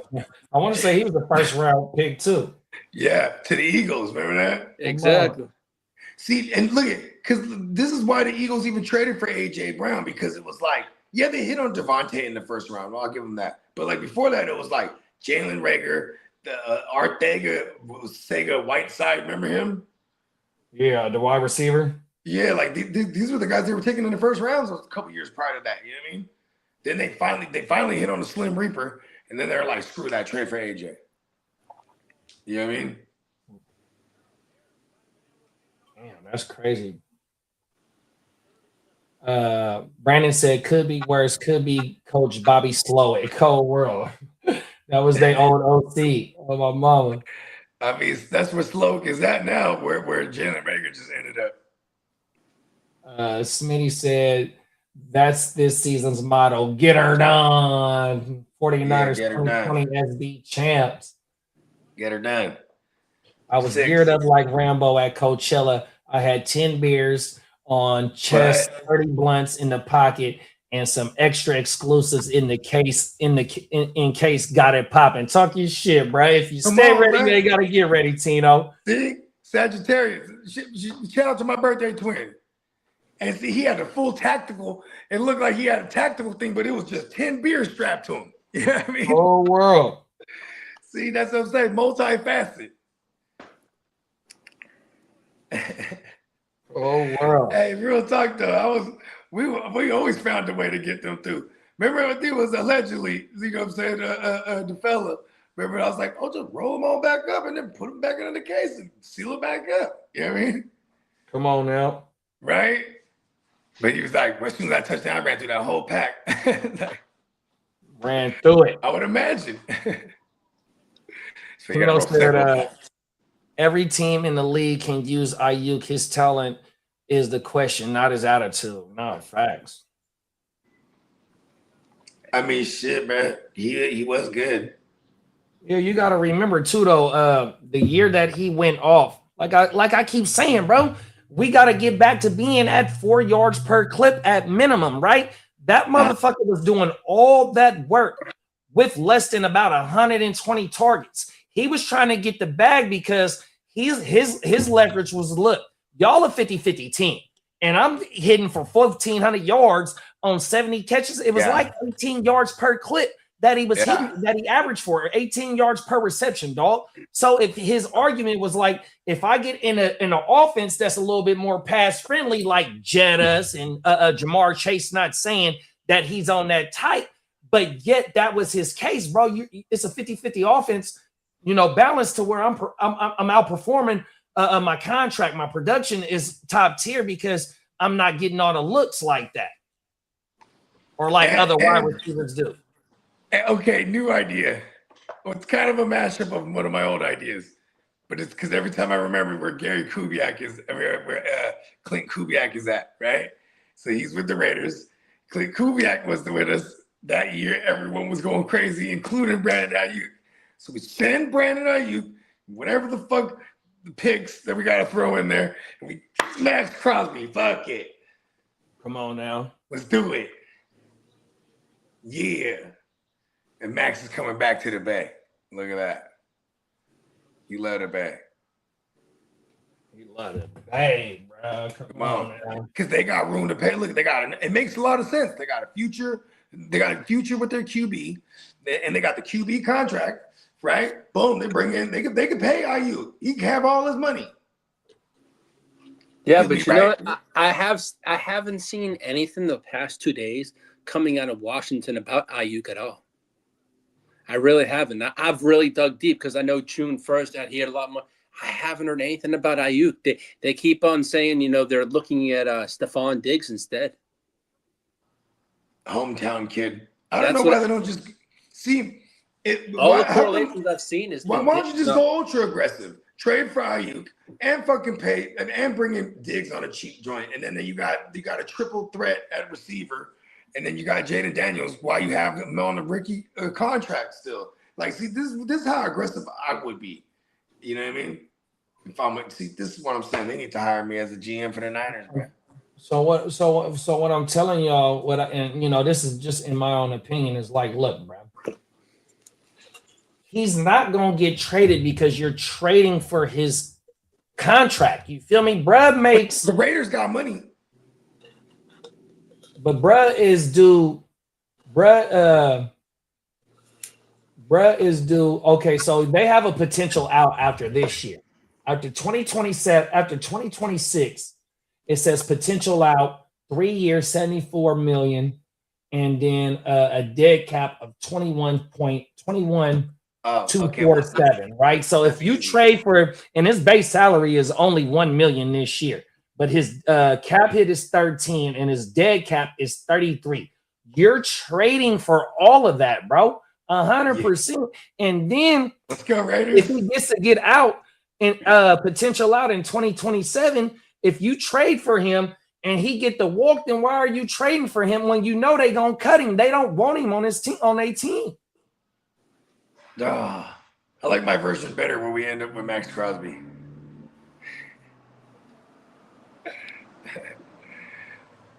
We need to figure this. We need to fight fire with fire. I mean, what's the team? What's the other teams? Is there any teams in the mix for although earlier in the news they said they're trying to say they're not trying to trade him now. For now. Thank you. Yeah, that shit crazy, bro. I don't think we see him on a team until as training camp comes. Thank you. 100%. I don't think no team trade for him. Go grab this package real quick. Fuck that. Oh my mama. They both doing the Spider-Man meme. One looking at the other and the other one looking at the other one. Oh my mama, bro. They got a stalemate. Who gonna budge first? Cold world. Tino said the Rams is cheating. I'm sure of it. Brandon said, still can't believe the Rams flipped the NFL the bird. Tell them the draft is bullshit and just trade for players every time and still be under the cap as well. Some DR fucked up Mixon. First day I got a tall can. In the next 2 days, I'm sneaking the whole 10-pack in. You knew what you was doing on everything. So you're taking on 50 million. Well, see, the thing is, here. I'm gonna read it to you because he's got his guarantees, and the Niners voided that. I'll read it. Brandon Ayuk signed a 4-year, $120 million contract with the Niners, including $23 million signing bonus and $76 million guaranteed, and an average annual salary of $30 million. In 2026, Ayuk will earn a base salary of 1.2 and a signing bonus of 24.9 and a workout bonus of 100,000 while carrying a cap hit of 13.6 and a dead cap value of 33.5. So you're trading for that contract right now, even though we didn't gave him his signing bonuses. He didn't got his signing bonus. I don't know if he's got all his guaranteed money. But yeah, you're trading for that contract right now. That's why they're gonna have to cut, bruh.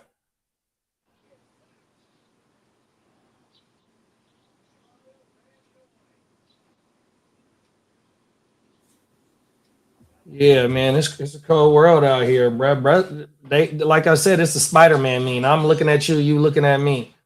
Oh, everything. That shit hurt. Because that's another first round pick that we ain't gonna get too much compensation for.